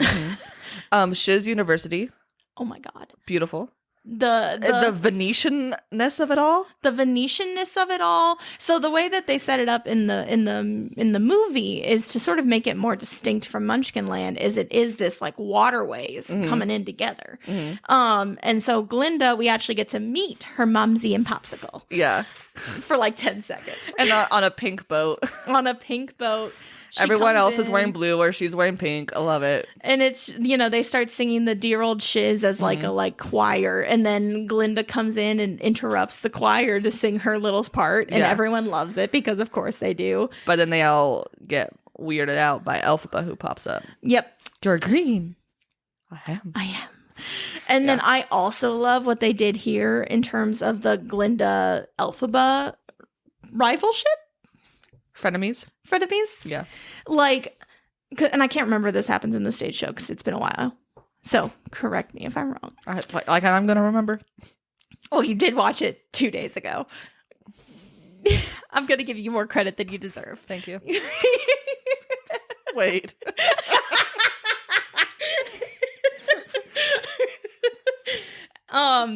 They really like set up so much better why Elphaba is so like, oh, I hate this girl. Yeah. Because Glinda offers to degreenify her for within minutes of meeting her. And Elphaba's like, this girl who I've never met is It says it to that, like, oh, so you're going to help someone who you just met, who you've never talked to before, with a power you don't have? Yeah, and she's like, you're making promises to me, and you've already picked up on my biggest insecurity. You are a threat. And like I totally see that line of logic significantly more than I see it in the musical. Oh, yeah. No, there's definitely... Because they are taking their time, those relationships make way more sense. Like you see their like hatred slowly develop, and instead of just like suddenly, because they're different, it's like not like Linda's not like, oh, you're green, I hate you. It's more like you're green and you're like kind of taking everyone's attention, and that's a threat to me. And you've gotten the sorcery thing, and you're not responding to all of my charming tricks. You don't like me, and I don't know how to deal with you not liking me. Yeah. Which is something she and Fiyero have in common. Yep. They're in love with Elphaba. Ain't that the truth? Yeah. And the freak out with Nessa Rose is there, and the another freak thing out that they did that was so smart is in the show, like, you know, as we talked about, Madame Morrible's the one who's like, oh yes, Nessa Rose, you'll be in my room, and then it'll be this is it's a totally different lady who's in charge of this, whose name I'm not even gonna pretend I bothered to remember. And it's not that she like is like, oh yes, Nessa Rose is gonna live in my room. She takes a hold of Nessa's wheelchair, which is a big no-no. For those of you who have never had a friend in a wheelchair, do not touch somebody's wheelchair without their permission. Yeah. And that's what makes Elphaba freak out. And then the whole time Nessa Rose is like, Elphaba, I can do this myself, while also yelling at the lady like, stop it, I can do this myself. Like, so we get more of the tension between Nessa Rose and Elphaba here, because Elphaba wants, like, Elphaba's whole life is making sure Nessa Rose is okay up to this point, whereas Nessa Rose is like, I want independence, and both you and my dad and this lady are trying to control me, and I want to like have autonomy. And and I think even more than that, it's Nessa Rose just wants to be like a normal person. Yes, because she's always been the green girl sister. She's always been the green girl sister, where if you mess with the green girl, something happens. So immediately that tension of like, it's such a younger sister thing to do. Your older sister's trying to help you out, and you throw a fit because you're upset that they like aren't letting you do it on your own. Yeah, but Elphaba freaks out because no one's listening and magics a bunch of stuff in the air, including Nessa Rose in her chair. Yeah. And then also like the other thing that I really like is they have this stone mural of Circle Seal. Oh yeah. Of the wizard. And when Elphaba has this magic happen, she cracks it open to reveal a bunch of animals behind it. Yeah. So like the shiz was founded by animals, and it's just the literal facade is broken, and it's just such a small, quick addition that makes the world again so much deeper. So good. So when we're talking, and then of course everyone's freaked out because like they just saw this girl do magic, and then Madame Morrible, who's been watching this whole thing from the side, it's like, oh, I'm interested. Oh, I forgot to say the other thing that was so smart is splitting up Madame Morrible into these two roles gives the Madame Morrible of the movie a lot more gravitas, and the other random headmistress just being weird and fussy. Yeah, weird and fussy, because it means that like a stuff that happens later is more threatening, because it's not just this like fussy old lady. It's like, oh, this really cool, interesting headmistress, not headmistress, but sorcery teacher. And this is where the budgeting question can come up, because how do they have the budget to just have a lady who only teaches one class every so often? Yeah. Michelle weird casting for someone because she's not an amazing singer, and she's like gone on record saying that was like one of her biggest insecurities, but she's such an amazing actress. Well, and the thing is, and this is when we did Wicked the first time, I was Madame Morrible and Nessa Rose, and I'm still kind of salty about it because they don't sing that much. Like, so Madame Morrible is not a singing role. No. Yeah, she has like literally 3 singing lines. Yeah. Yeah. But I love her. Have you seen Everything Everywhere All at Once? No. Dude, you need to see it. I know. You can borrow my copy if you have a DVD She's player. in Kung Fu Panda too. Everyone's in Kung Fu Panda. Anyways, I was worried about her singing, but when she later does sing a little bit, it's not the best in the movie, but it's not bad. Yeah. But I love her acting. And there's a clip where she talks like on the press junket where she's like, I was really nervous about singing and everyone was singing loud, and watching these like literal like theater superstars singing live that's another thing we didn't talk about. They sing live. Recording, like, it was really nerve-wracking, but because she sings to Elphaba, like they're like with like they're touching each other when they're singing. Yeah. And she was like, I was just kind of mumbling along because just to make sure that they got it on film, because obviously they record it later. Yeah. For it to sound good. But Cynthia was like, stopped her between take and was like, I know you can do this. Sing with your whole like self. Sing like you mean it. And it's just like Michelle talks about how like that like changed how she saw her role. And I was just like, again, I was eating this content up, dude. Yeah. So like so Madame Morrible comes in, is like, I'm the one that did this big magic, which I think is fun. Yeah, I think that's a fun thing because it also makes it a little easier for Elphaba too. Elphaba is suddenly like, oh, I have someone on my team for the first time that's not my sister. And the lady that is on her team didn't just try to manhandle her sister. Yeah. Yeah. And she's feeling like she gets accepted. And I also like that she's like originally not going to be at Shiz. Yeah, because it makes sense. Like, why would her dad let her go do this thing if he's so ashamed of her? Yeah. And it's... Yeah. And she stumbles into Shiz, and I really enjoy that. And then, of course, we have the similar to the stage production that Glinda accidentally volunteers to be roommates. I loved Ariana as Glinda. She did such a good job. I'm not gonna lie. Like, I came in with very low expectations. But I think she did such a good job of translating Glinda into a movie because, you know, Glinda in the movie, in the stage, is very Kristen Chenoweth, very over the top, very like this and this and this. But Ariana Grande does a good job of like keeping the same kind of essence of the character without making her too ridiculous. It's nuanced. It's nuanced. Like she has her like the moments like, you know, which is not getting attention. Like, didn't get what I want. The no one mourns the wicked bits. And then we have the moments where she's with her Bo and Yang bestie, which is odd, but we do get the guy with a skirt from the you know, a little Easter egg from the show. The one guy that wears a skirt, like, you know, I thought that was fun.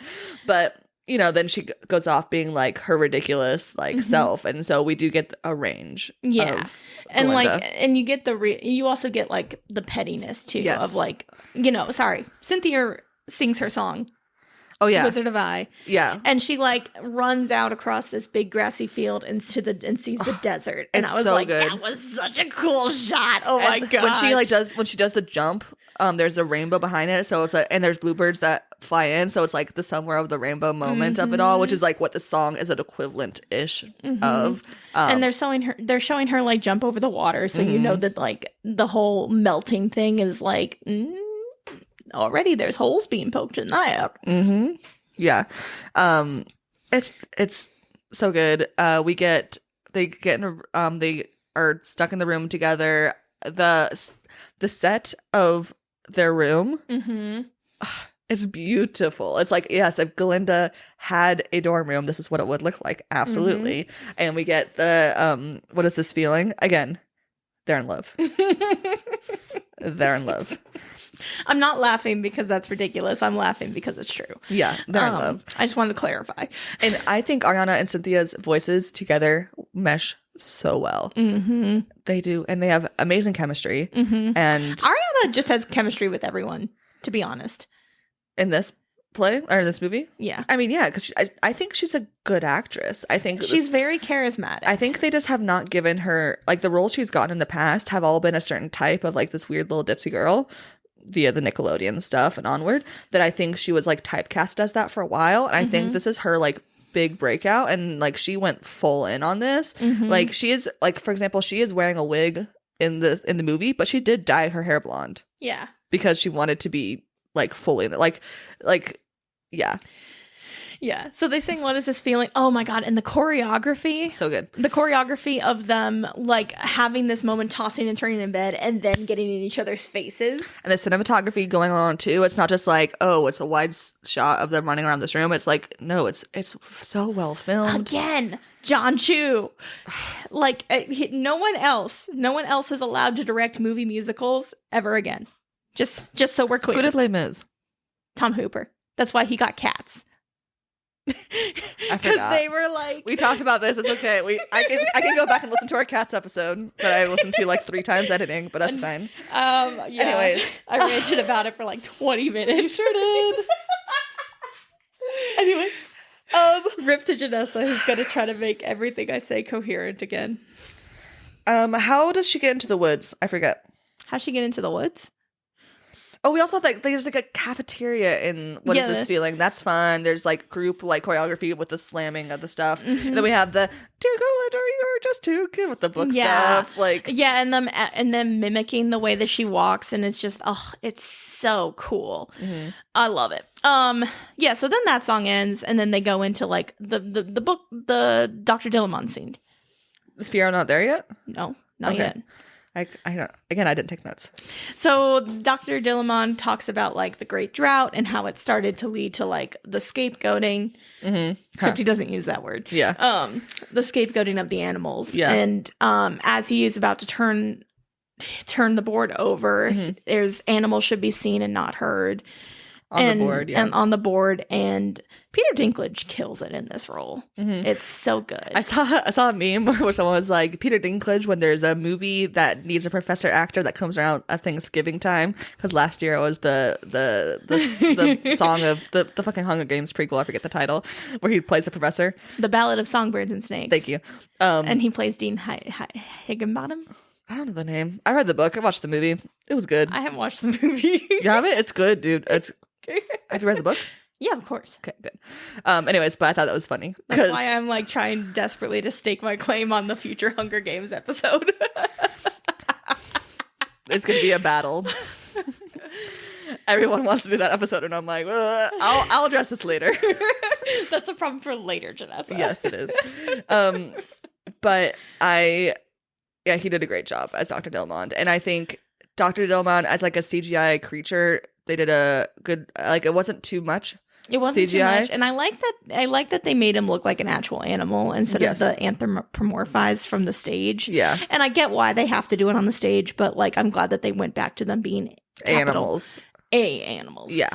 And this is how she gets into the woods, because he goes out to he instead of singing his ass out in the middle of the classroom about all of these secret goings on about the bad things that are happening in Oz, like an idiot, he goes to a meeting place with his other animal friends to talk about what's been going on. And so we get more animals who are talking about this and like how things are missing, and then they sing the song while Elphaba is looking outside at them, and I in my head, here's how bad that song is in the musical, the stage production, is that I was like, oh, they wrote this song for this character. I like the fact that they make the worst songs in this show good. Like, Shiz University, that's another one that I hate, and they did a good job adapting it for the show. Like, I mean, it's never going to be like... It's just a setting song. It's just a setting song. Yeah. It's never going to be like my favorite, but they get it in and they get it out and they do what they need to do with it. Yeah. But I really I forgot about the little secret stuff. I thought that was fun. It makes a lot more sense character-wise, because, like, of course Dr. Dillamond isn't going to just sing about this big conspiracy in the middle of his classroom. Yeah. To a girl. Because he's a smart professor. Because he's not a moron. Yeah. Yeah. And then... But Elphaba still gets her part about, like, well, if we just told the wizard that this is happening, then everything would be fine. It's like, oh, baby. Mm-hmm. Sweet summer child. Remember being 18 and thinking that the people in power care about us? No. Oh, I did. Lols. Yeah, so she's in the woods going back home, and she almost gets run over by a man and a horse, and we find out ends up being Fiyero, but it's our boy. friend of the pod, not really. Jonathan Bailey. Okay, but here's the thing, because in his season of Bridgerton, Yeah, he does the exact same thing. he does the exact same thing. He almost runs over his love interest with the horse, and it's the same horse because he's like, oh, we need a horse for this. I have this good relationship with the horse's name is Jack. Shout out Jack. I have this relationship with the horse I use in Bridgerton, Jack. Can we use the same horse? And John Chu was like, yeah. And then I love that they make the horse talk to him. I love that it's an actual capital A animal. Yes. Because it also, I think, and I'm glad that they don't overstate this too much, but it's nice that the people that we see, like, having relationships to the animal rights movement are the ones that also have very close relationships to the capital A animals. I also think it's important that, except for Dr. Dillamond, all of the animals and that one spoonbill professor that we see at the very beginning of the shiz, but he doesn't show up again, is that creepy bird. I don't like spoonbills, and it's really controversial in the birder world because they all love him, and I'm like, that's weird. Anyways, we talk a lot about things is heating up in the bird fandom. Oh, you have no idea how catty the bird fandom is. Anyways, catty. Yeah, I just said that on purpose. So besides the two professors, all of the animals we see are in like subservient, like it's a class thing, right? They're all lower class jobs, right? We have a horse transport, like it's literally being written. And the servants. The servants of the house, the bear is a nanny, right? These are lower class jobs. So like already they're, without saying it, they're showing it that like the animals already are a lower class than other people in this world. Well, and honestly, I didn't pick up on that part of it, but I did pick up on how, like, at the beginning, you know, there's also like the stork doctor, family doctor. Yeah. And but as it's going on, we see less and less animals too. And that's what I picked up on. Oh yeah, definitely. And I thought that was really clever. Absolutely. Yeah. But I love their meet cute. Jonathan Bailey has chemistry with any person he wants. I love him so much, He had Amanda. chemistry with Bach. I was looking at that and I was like, yes. damn, bro. Good I for love, like, as we meet Fiyero, we'll talk about Dancing Through Life in a second, but as we meet Fiyero, he is, like, headcanon, he's pan here. He has chemistry with anyone. He is that kind of fuckboy. He's not, like, the traditional fuckboy. He is, like, I can make anyone like me. And I will make anyone like me. And I love that. I love Jonathan Bailey. And he's a great singer and he's a great dancer. And like, yes, he's like kind of a celebrity casting because of Bridgerton. But like, he's also in other musicals and stage productions. He's a thespian. He's a really big West End guy. Yes. And that's the thing too, is like, you know, you can talk about him having star power, but really like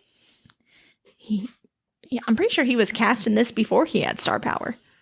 Bridgerton, he's been famous in like the non-musical world since 2020 because he's hottie Bridgerton. Yeah, no, but like the casting of this wait, I guess, oh god. Damn. Yeah, so he had filmed and Bridgerton was out before he got cast in this. It wasn't like they filmed it because they filmed it pre-COVID and then it was released at the end of 2020.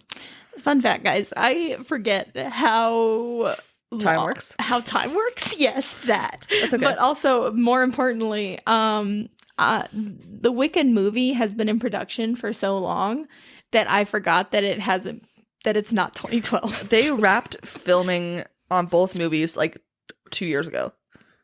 But because of all the editing takes so long, which makes sense. Yes. It's a huge feat. Huge production. Yep. Yeah. Anyways, they meet. Elphaba immediately is like, fuck you, dude. And he's like, do you want a lantern and Lily? She goes, no, I got it. Oh, and then the other part that I love is she goes through the like the little list of questions that she has. No, I'm not seasick. No, I didn't eat grass. And then Fiyero just keeps interrupting her with like, why would you be seasick? Like, I ate grass as a kid. Like, because it's just mind-boggling to him that those are the questions that people ask her. Yeah. And I love that he's like, do you ever let anyone else talk? Well, that happens later. Sorry. I'm sorry. I only watched this once and it was yesterday. I mean, also save. Okay. Wow. Brag about it. You've also seen the stage production multiple times, so you know the I've order. only seen the stage production twice, and I've read through it twice. Yeah. My point exactly. Anyways, It's like the next day, right? Yeah. Next day they find out, oh my God, Fiyero, Tickler, whatever. Oh, then we have, because he comes in and then we have Dancing Through Life. Yeah. Also, again, shout out to John Chu. The casual queer representation just throughout. It's always like very understated and muted, but just having boys like in the line to meet Fiyero, very nice. Yes. Fiyero flirting with everyone. Nice. Appreciate it. Dancing Through Life, it's such a good number. It's a great dance number. It's a great character number. So we know more about Fiyero. Jonathan Bailey kills it. The whole like circle thing is so cool because it keeps making O's and then Z's and O's and Z's. I wanted that I want to like crawl through this set so bad, bro. I would trip and eat it, but like, God, I want to crawl through that. Also, shelf. Glinda with giving him a tour. The Glinda flirting with Fiyero, like they are both like putting on a show flirting. They're not actually flirting, but I love that they're both like, I'm putting on a show, and he's like, I'm putting on a show, and like we're like, okay, let's keep putting on a show. You quit first, and like that's like the vibe. It's not like they do have chemistry because like they get along, but it's not like they don't have tension chemistry. Yeah, it's just like they're like, we're the same. We're the same kind of person, and we got to get into it. And I love her bits of like when she goes to that guy who's reading a book, she goes, "Hi, how are you?" Grabs the book, keeps walking, and then like, she goes, "This is the place where books are kept." And I was like, I love this. She's killing it. I love that it's very much the vibe of just like, you know, Glinda is so about appearances in a way that it's not fair to call her shallow because like she thinks a lot. She thinks a lot. It's not that she's doing things for the sole. She does everything she does is calculated. Yes. Constantly. And that's why she doesn't like Elphaba at first, is because the calculation that she has doesn't work on Elphaba. And it throws her off her game. And also Elphaba's getting all of the sorcery attention that she wants. Yeah. Dancing Through Life is so good. And I think it's my number 3 of my favorite songs in the movie. Not in the musical, because it's not my favorite as a musical as a whole, but of this movie, of both the music and the dance sequences, it's I think my number 3. And I'll give you my other rankings once we get to the end. We can do our rankings, but like already I'm just like, this is up there. But I love Dancing Through Life. And then this song, this is also, I know that we're not happy with him as a person right now because of leaving his wife and child. But I love Ethan Slater so much. I love him. Everyone's like obviously besides the drama, everyone's like, why they cast fucking SpongeBob? I'm like, guys, look at his other roles he's done. He has played Bach. He hasn't played Bach. No, he has played. I can't think of it off the top of my head. First of all, like I'm not a SpongeBob musical fan. Yeah, because it's not good. No, but him in that role, perfect. Yeah, but he's played other musical he does a version of the Balladeer from Assassins that is so good. It was 2023, the off-Broadway production. Amanda loves this musical, and I have not listened to it. Kind of off. You wouldn't like it. I wouldn't like it, but also I know if I did listen to it, then I would get like 20 minutes of voice memos about it. And like, not that I don't want to hear your thoughts about things because we're friends, but sometimes I don't want to hear your thoughts on things because we're friends. Yeah, that's very valid. Anyways, like, so when people are like, they hired SpongeBob, I'm like, no, guys, he's an actual talented actor. And it's also like, have you seen him in SpongeBob? No, they haven't. All they care is of the memification of it all. But like, also, I think it's interesting. Like, yes, this like drama broke out about how he left his wife and kid for Ariana, and like they're still together, and they have been together for over since that drama was over a year ago. And the PR people for Wicked were very smart, and they're like, hey, Ethan and Ariana, you guys cannot post or be in public at all until after Wicked comes out. And that is so smart, because guess what? People barely talk about that now. And I think that is smart. We don't love his decision, but we don't necessarily know if his relationship with this lady was healthy. Not to like defend him, but so, as a child of divorce, sometimes divorce is good. So, and I'm just not gonna involve myself in that. He's He has a pretty good career, don't get me wrong. SpongeBob definitely is the breakout role, though. He also played Mordred in the recent production of Camelot. Sorry. I'm looking at your face and I'm like, yeah, no, I'm saying foreign language. No, I know these things. I know Camelot. I'm a not Shakespeare, but I was an English major nerd, so anything that had anything to do with King Arthur, I was like, I'm gonna be into this for a little bit. I love Camelot, actually. It checks out. Anyways, no, but I love Ethan Slater in this role. He really does a great job. He captures that awkward nerdiness, but also sincerity that Bach has, and that's one of the choices that they make. Can I go a little bit ahead? So, like, we talked about in the musical how Glinda, like, is like, hey, you should go out with this girl because she's sad and she won't be able to have fun if she doesn't come with us. And I like people who are kind, and if you're kind, yeah, and it's less of that. It's more, in this version, I feel like Glinda is trying to actually push him off. Yeah. Where in the stage, it's more like a little bit selfish of the attention of it all. Yeah. Yeah. It's a little bit more selfish, and it's not just like trying to get rid of him. It's just like, hey, yeah, go. But more importantly, when the part where Nessa's like, I know why you invited me. It's just because I'm in this chair and you felt sorry for me. His genuine like, no, I don't feel sorry for you. Yeah. And he's really about to tell her the truth, and then he sees Glinda and Fiyero kissing. Yeah. Which it does happen in the stage. Yeah. But that no is a lot less sincere. Yeah. And he's like, I'm gonna try to be happy with you. Yeah. And it's like, oh, that's never a good setup for a relationship. Even I know that. Yeah, but he does a great job, and the actress who plays Nessa Rose also does a really good job, because Nessa Rose, and especially in Act 1, does not have much. Yeah, but they do they really like let her build up that bitterness. Yeah. And oof. Yeah. That younger sibling rage is real. It's unjustified, but it's real. We have the Oz dust scene. The set, it's under the water. So fun. And they have an animal band, which again playing into that like lower class jobs, like lower caste roles. It's really, really smart. Yeah. And we have the whole bit, where we see Elphaba go to Madame Morrible, be like, hey, can you do me this favor? But we get to see it. Because again, this is how they get this movie like another hour and another. Everything off screen is now on screen. A very smart way to do it, and add a little bit of extraness.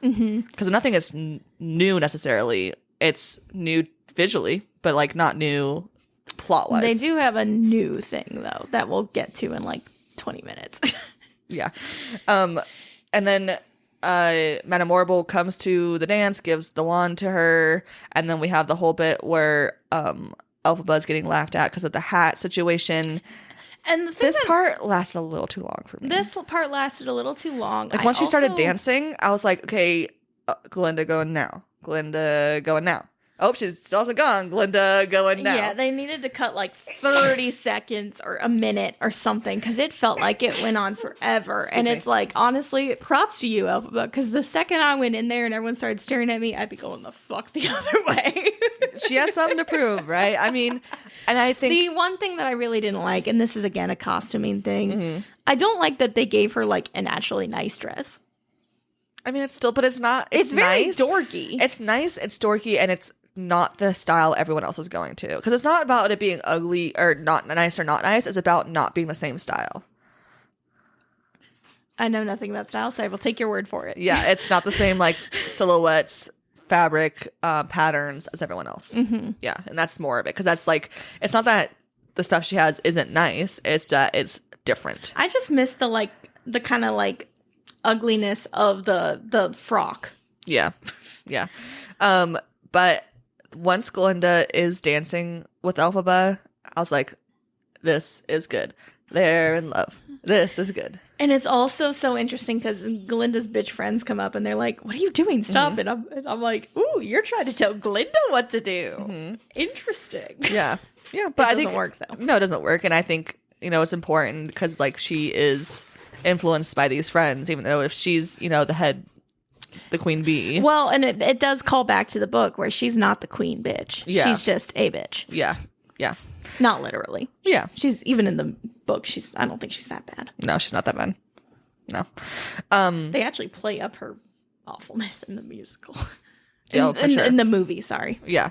Her like mean girlness. Yeah. Absolutely. Which I think is important. Yeah.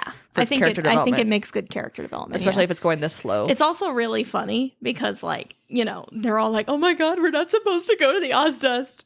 And then Madame Horrible's just there and does not give a single fuck.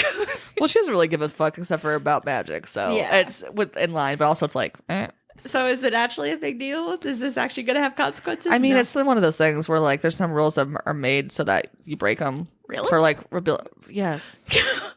So like, you know how kids like to be rebellious? Like teenagers in general like to be rebellious? Yes. But in theory, yes. Mm-hmm. So if you make a rule, if you don't have like they're going to look to break rules. So if you make a rule that's not disastrous if they break it, then they'll focus on that instead of going for the really bad ones. After the Ozdust, we get Popular, right? Yes, I love it. Because she feels bad now because of this, that she's like, she's like, Glinda's thinking is like, oh, Alphabet did this thing for me, and I played this prank, and like, sure, I helped her with the dance, but it's not good enough. It's like partially that, but also like they are also getting along. Yeah, they genuinely like made a connection. And, like they sneak out of the party together. Yeah. And so she's like, I'm going to help you understand why I am the way I am, and I'm going to help you shine and sparkle. And then this is where we get the backstory of like Elphaba's mom, how she ate the milk root and she died. Mm-hmm. And Glinda's like, that's not your fault. It's the milk root's fault. And I'm like, no, it's her fucking dad's fault. It's fault. Yeah. But, you know, but still, the point stands. It's not Elphaba's fault. Yeah. But Popular, it's so good. Ariana on that chandelier, the costumes, the makeover of it all, which still in this version, again, not really a makeover, but she gets a nicer blouse. Yeah. Wow. She gets a nicer blouse. And her glasses are off. She learns how to toss her hair. Yeah.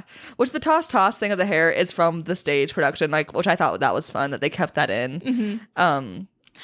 Especially because it's so, like, they, like, again, John Chu. Yes. He knows how to translate moments on stage to film. Mm-hmm. So, like, Elphaba isn't sitting there saying, toss, toss, like she does on the stage. Yeah. But she's still doing She does it constantly. She's doing it constantly, trying to, like, practice it. Yeah. And it's smart. Yep. Yeah. It's well done. It's real good. And this is also, like, this is a moment for Glinda where she is being honest, which is so fun. Because Glinda's so very rarely honest. Yeah. That's it. It's so good. The next day, they go to Dr. Dillamond's class. Is there a moment here where Fiyero sees Elphaba? Yes. And then he's like, oh, you've been Glindified. And she's like, well, And he's like, you don't need to do that. And I'm like, Jonathan Bailey! Yeah, and that happens in the that's from the stage too. It's just, it's in the same scene. Gotcha. I just, Yeah, didn't pick up on it. Yeah. But the Dr. Dillamond's scene where he gets taken out, it's really like the intensity of it. I thought was good, of like the guards coming in and him like, you don't know the full story. Yeah. And they're not telling you the truth and trying to desperately get out these last words. And the moment where he rejects the poppies from Elphaba, like that's so powerful too, because you already know that something is wrong. Yep.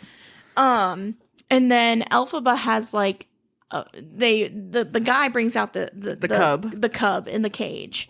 And he's like, here's this new magical thing called a cage, and it's gonna keep this guy from ever learning how to speak, and like all these things. And Elphaba's like, what the fuck? And then she has a flash of Dr. Dillamond in a cage, and something about the wizard, and like something about herself. Like she has like these like visions. Yes. And she gets upset, as she does. and she slams down the poppies, and that's what makes everyone goes to sleep. And which is the first poppy spell, which I think is such a fun touch. Because, again, that's why I was confused about in the stage production. I was like, well, they just freeze, right? So, which makes sense. They're not going to be able to have poppies randomly flying in the stage. That's expensive, right? And so I think that's such a smart way that they do that here is the visual, also the visuals, beautiful, of the poppies. And it's also really fun for two other reasons. One, we forgot to talk about it, but there's a scene that they add in of Madame Morrible trying to teach Elphaba how to float things. And so what she does is she activates Elphaba's like anger at Dr. Dillamon's class. About the like about the animal should be seen and not heard. And that's how she manages to get the coin to float. Yeah. So it's this moment for Madame Morrible of, she's got power. I know how this magic works, and I know how to activate it. Because, and the reason I bring it up, they have the scene play out pretty similarly to how it does on the stage, where Fiyero and Elphaba take the lion cub out into the forest. The CGI of the cub was bad. That's like the only thing. CGI it was reminded bad. me of the Lion King. CGI. It wasn't that bad. No. I'm saying the Lion King wasn't as bad as this cub. The Lion King was better than this cub. That's fair. Because it was the way that they held it. I was like, they could have done better. I didn't pay attention. It freaked me out. That's why I was like, guys, you did so good with everything else, and to this point. Anyways. Anyway, all of this to say, while that's happening, they have a scene of Madame Morrible coming in and like taking a look around and being like, yes, this bitch got it. And the way I took that and interpreted that is, she knows how Elphaba's magic works to the point where she was like, cool, so I'm going to get Dr. Dillamon out of here so that she has this thing. Oh, absolutely. Her. Yeah. And it's going to help her settle and control her magic so that I can set her up with the wizard now. Yeah, absolutely. Okay, good. That wasn't just me being crazy. That actually... No, that's what they're implying. Okay, for sure. Good. Yeah. But then we have the Fiyero and Elphaba out in the woods with this little cub, and their chemistry is so good because Jonathan Bailey again has chemistry with anyone he wants. I love the man. And I love them. And then we get the I'm Not That Girl. Her I'm Not That Girl is so good. And like it flashes with Glinda too, so it's also like, again, they're in love. All three of them. This like, and I do love the ambiguity of this song where it's like, I'm both in love with Fiyero and the girl that he's in love with. They make a perfect couple. Yeah. And I don't fit that picture. Yeah. It's so good. Now, do you want to be Fiyero or do you want to be Glinda? Yeah. And then Cynthia just knocks it all apart. She kills it every single time she is on. Anytime she is doing anything. Amazing actress, amazing singer. The one thing I am going to say against Jonathan Bailey, and I mean this very nicely, he's way too old to be playing a college. Yeah. He like I think they should have not had him have scruff. Yeah. They gave him scruff because he's like a devil may care kind of character. I'm like, we need him to look. He looks 40. He doesn't look 40. You think that's what 40 looks like? I don't know what anything looks like, man. He definitely does not look like he's in his 20s, absolutely. But yeah.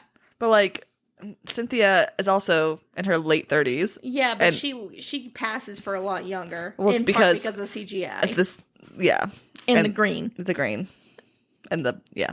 But yeah, I think if they just kept him clean shaven, it would have been better. Yeah. Yeah. Yeah. I mean, it's kind of like, it's one of those suspension of disbelief things. If you really, honest to God, come into a show and you're like, I was upset because the 20-year-old wasn't actually 20. It's like, okay, have you seen any movie in Hollywood ever? Have you watched the movie Grease? Because those are 40-year-olds playing teenagers. I actually haven't seen Grease either.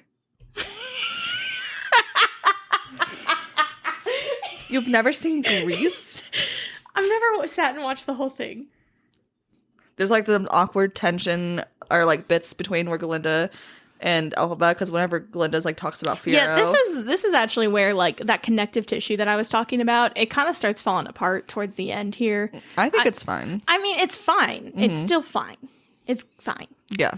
It's just not as smooth. I do like that the invitation comes in this little like Hot air balloon. Hot air balloon, Oh that's my fun. gosh, that's so cool. Then we have the bit where Madame Morrible is like, it begins to rain. She was like, I better keep you dry. So we have another like illusion, but it's not from Elphaba, it's from her. And then I also got the impression, this is also where I got the impression, and maybe it's said in the stage show and I'm making it up here, but like I had to prove myself to the wizard and I had to do these things. And I'm like, oh, did she cause the Great Drought? Potentially. Well, because she controls weather. Because she says controls that. weather and she literally dissipates the clouds. Yeah. They make the animals a scapegoat. I didn't think about that, but I think that's plausible. I think if we want to like make the lore that deep, then yes. But it depends if they want to make the lore that deep. I mean, it'll be interesting to see if that's the route that they end up going with, because the thing that's very purposeful to me about it is her clearing the rain, not just like here's an umbrella and I control the weather. Yeah. No, it's the clean. Yeah, for sure. But the umbrella bit is like also don't get you wet, because that's within our worldview of like the Witch of the West gets melted, right? So it's like, yeah, it's playing on that. And I also like how they transition into another scene before they get to this invitation piece, because like in the stage show, like Madame Morrible just finds her outside and is like, hey, the wizard wants to see you. Yeah, it's more of a whole to do, and everyone is excited for her. It's like a very positive like send off, right? They get to the train station. That train is beautiful. Also, the moment that Dorothy finds out that there's a fucking bullet train in Oz. Okay, it's going the wrong direction. This has been driving me crazy. I know. Everyone has been harping about this goddamn train, and I'm like, guys, Shiz is up here in the north. Okay, but Amanda, we know that. People don't know what the map. All they know is that there is a north, south, east, and west, and emeralds in the center. That's all they know. Why don't people know things that I know? Because they don't care, because people are pretty on screen. Because there's Jonathan Bailey. You don't need to know anything else. But no, I also, every time I saw that, I think it's very funny, but also in my head I was like, but also this is why. Yeah, it's been driving me crazy. Yeah. But like, yeah. Also, we only see one track and one small train station, so like. And also, like, it's literally a 2-car train. Yeah. And I do love Glinda, like, being like, oh my gosh, there's a little man in the back. And I'm like, with a little mustache. There sure is. Yeah. And then we have the Glinda versus Galinda and the Fiero Elphaba tension and Galinda changing her name to Glinda because so good. To honor Dr. Dillamon, and then she immediately is like, what the fuck did I just do that for? And I love the bit where it's like, this is your moment. Okay, I'll join. Like, I love so good. Because Elphaba sees Glinda sitting there all alone by herself, and she's like, no, come with me. Come with me, please. Also, she wants support. She has a friend for the first time. Yes. And then One Short Day in the Emerald City. Oh my god. So beautiful. So awesome. I need the theme park. I love the costumes. They like mimic some of the stage costumes, but like also make them more better. And there's like all of these like balloon like illusions. Imagery. It's just so good. And then we have the stage production. And yeah, well, let me talk about something else real fast. The one disappointment I had is the lack of the green glasses to make everything look like emeralds. Yeah. But like that's not that big of a deal. It's not a huge deal. I love that the hummingbirds did their nails. That was fun. Yep. But the stage production, I knew that Idina Menzel and Kristen Chenoweth were gonna make a cameo in Oz, like that. I had seen that, but I thought they were just gonna be like the people doing their nails or like changing their makeup. I did not realize they had a full song. Yeah, they have a full song. They take like 5 minutes to like explain the lore of the wizard, and like how he's the prophesied one, where the old one stored the magic in the Grimoire, and then he can read the book. And he's chanting Omaha, Omaha, Omaha, because he's from Omaha. Yeah. And I was like, this is fun. This is like, I think I when they started singing, I was like, okay, this is a lot, like to add a full song, right? Because it's not a song in the musical, right? It's not like they have this, oh, come on, Elfie, we're going to be late for Wizamania. Yeah. And then they go right into the who's the greatest. Like, gotcha. Yeah. So like they add like a good 2-3 minutes to it. And I thought it went on a little too long. I thought it went on. It could have been a little shorter, but also I was just happy about the fan service that was done in this way, and that they didn't have like plot changing parts. I also thought like the lore dumping was a smart choice because that makes it what they're saying actually worth paying attention instead of just like, oh, look it's the OGs, right? Instead of also just having these random like egg-like guys come and dance on screen for like 5 minutes, and singing about Oz, and it's like not that interesting. And I love that Kristen Chenoweth did the wand bit, and I love that Idina Menzel did the belt. Like, I love that they were like low-key beefing as their characters too on stage. It's like such a fun callback to like the Wicked beef lore. And then like Kristen Chenoweth slapping Ariana Grande, hilarious. Or like where she puts her mouth, like slaps her hand over her mouth when Ariana goes to sing a fun note, and she goes slaps it, she goes, and then Kristen Chenoweth sings. I was like, this is fun. This is Galinda doing Galinda shit to Galinda. Yeah, fun. It was very, very enjoyable. It just went on like 10 seconds too long. I don't know. I'm not mad about it. It was still pretty great. Yeah, I'm not mad about it. I mean, it's like whatever. Yeah. Actually, what did me in is they do the little stage part, and then as they cut into like the Oz. Yeah. The part where they like cut back in to sing again. Yeah. After that, that's where I was like, okay, this is. And then the lady in the wheelchair is one of the people who wrote the book for the play. Oh, cool. And then once they get up to the gates, the person that lets them in the gate is I keep want to call him Stuart. What's his name? Steven Schwartz? Yeah, he's the one that says, the wizard will see you now. That's him. Oh, that's cool. Yeah, so like they have 2 little cameos in it, which I think is very fun. Yes. Yeah. It's fun when creators get to do cameos. Yeah. Like creators. Yeah. And then they go into Oz, the Wizard of Oz, and they see all of the monkeys. And they're not talking, and like they're standing there. They're just standing there, and Elphaba tries to talk to one, right? Elphaba tries to talk to them and just not getting any kind of response or sapience or anything. And it unnerves her a little bit, but more it's unnerving that it's just this huge group of army. Yeah. And then they walk in and they get the Oz, the great and powerful. Like, and then he steps out. As soon as she says her name. And then it's Jeff Goldblum, which honestly, I like this is probably more so like famous person casting than Ariana is, honestly. But he also does a good job for what the role is. I feel but also I feel like it's very fair of him. I feel like he does a good job because the wizard is this kind of like smarmy weird guy. Oh no, like it's like he's a very like he's a Jeff Goldblum character. It's just that Jeff Goldblum I don't think of dancing and singing off the top of my head when I think of him. Yeah. Right? But I also his version of Sentimental Man is the only version I've ever heard. Oh, it's good. That I didn't hate. I was like, how did you make this song good? Also, the fact that this lonely man has a little miniature set is very accurate. Yes, the wizard would have a little miniature set that he made by himself and have a little version of him by himself in the tower. And then the bit with them choosing the color of the road, I thought that was a fun little touch. Like them being active in this like world creation. Yes. And then also like the bit where Elphaba gets her big character moment of like he hands her like the little figurine and she's like, oh, it's green. And she's like, oh, do you not want to be green? Yeah. And she's like, no, the thing I've come to ask for is for you to help the animals. Yeah. Yeah. And he's like, huh, okay. Somehow I knew you were going to say that. And I'm like, yeah, because you've been talking to Madame Marvel. And even Sentimental Man, it also comes, I think part of the reason why it works in the movie in a way that it doesn't in the stage is that it comes across so much less sincere. Yes.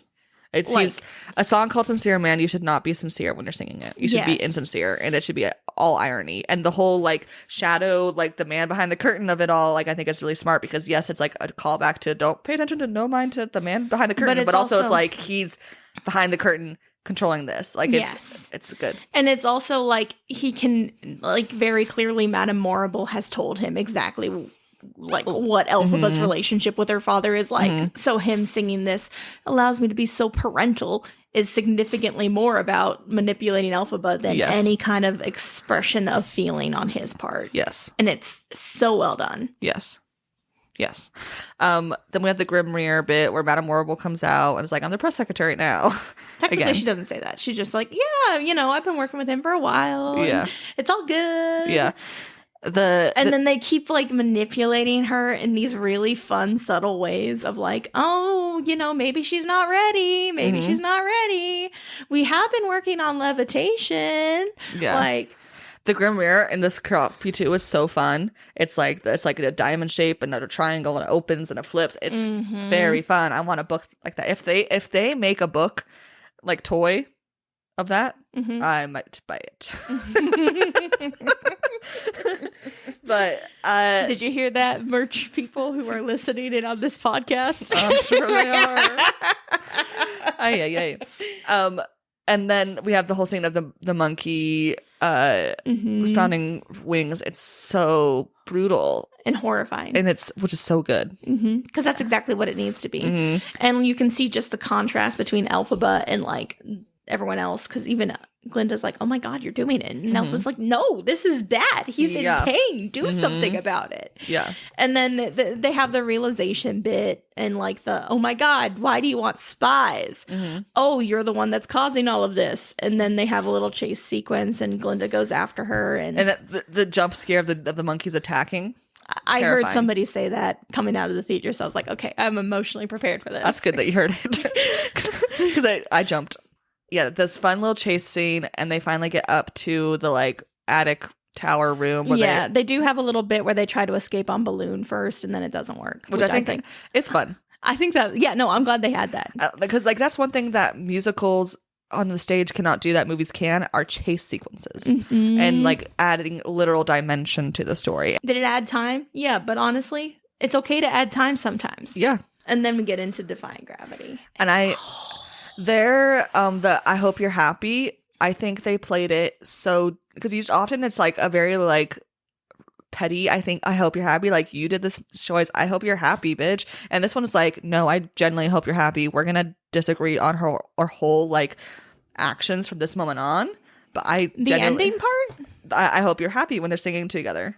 Okay, so like there's kind of two parts of it. Is in Defying Gravity itself.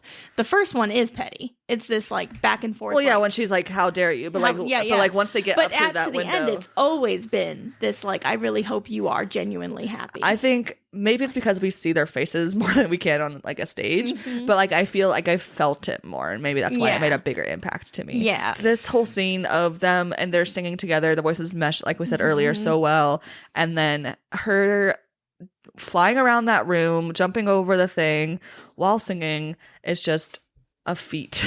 And it's also really cool just to see her kind of take that. Oh, and then they had the really cool moment where she jumps out the window to try to, and she's falling. I forgot about that. And she's falling, and she can't because she loses the broom, and that's the thing that's falling. And then she sees the little girl version of herself in the mirror, and she like reaches out, and that's how she gets control of the broom and flies off. Yeah, and it's just this gorgeous moment. And her cape is huge.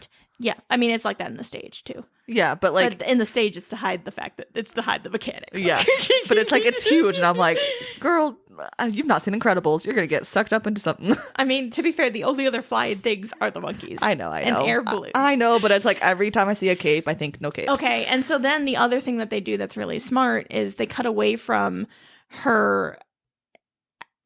from the big finale note to cut into showing the different people in Oz reacting to this news.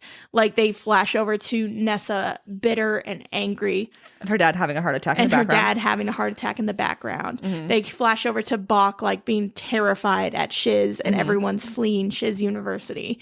They cut over to Fiyero hearing the same news and running off on his horse.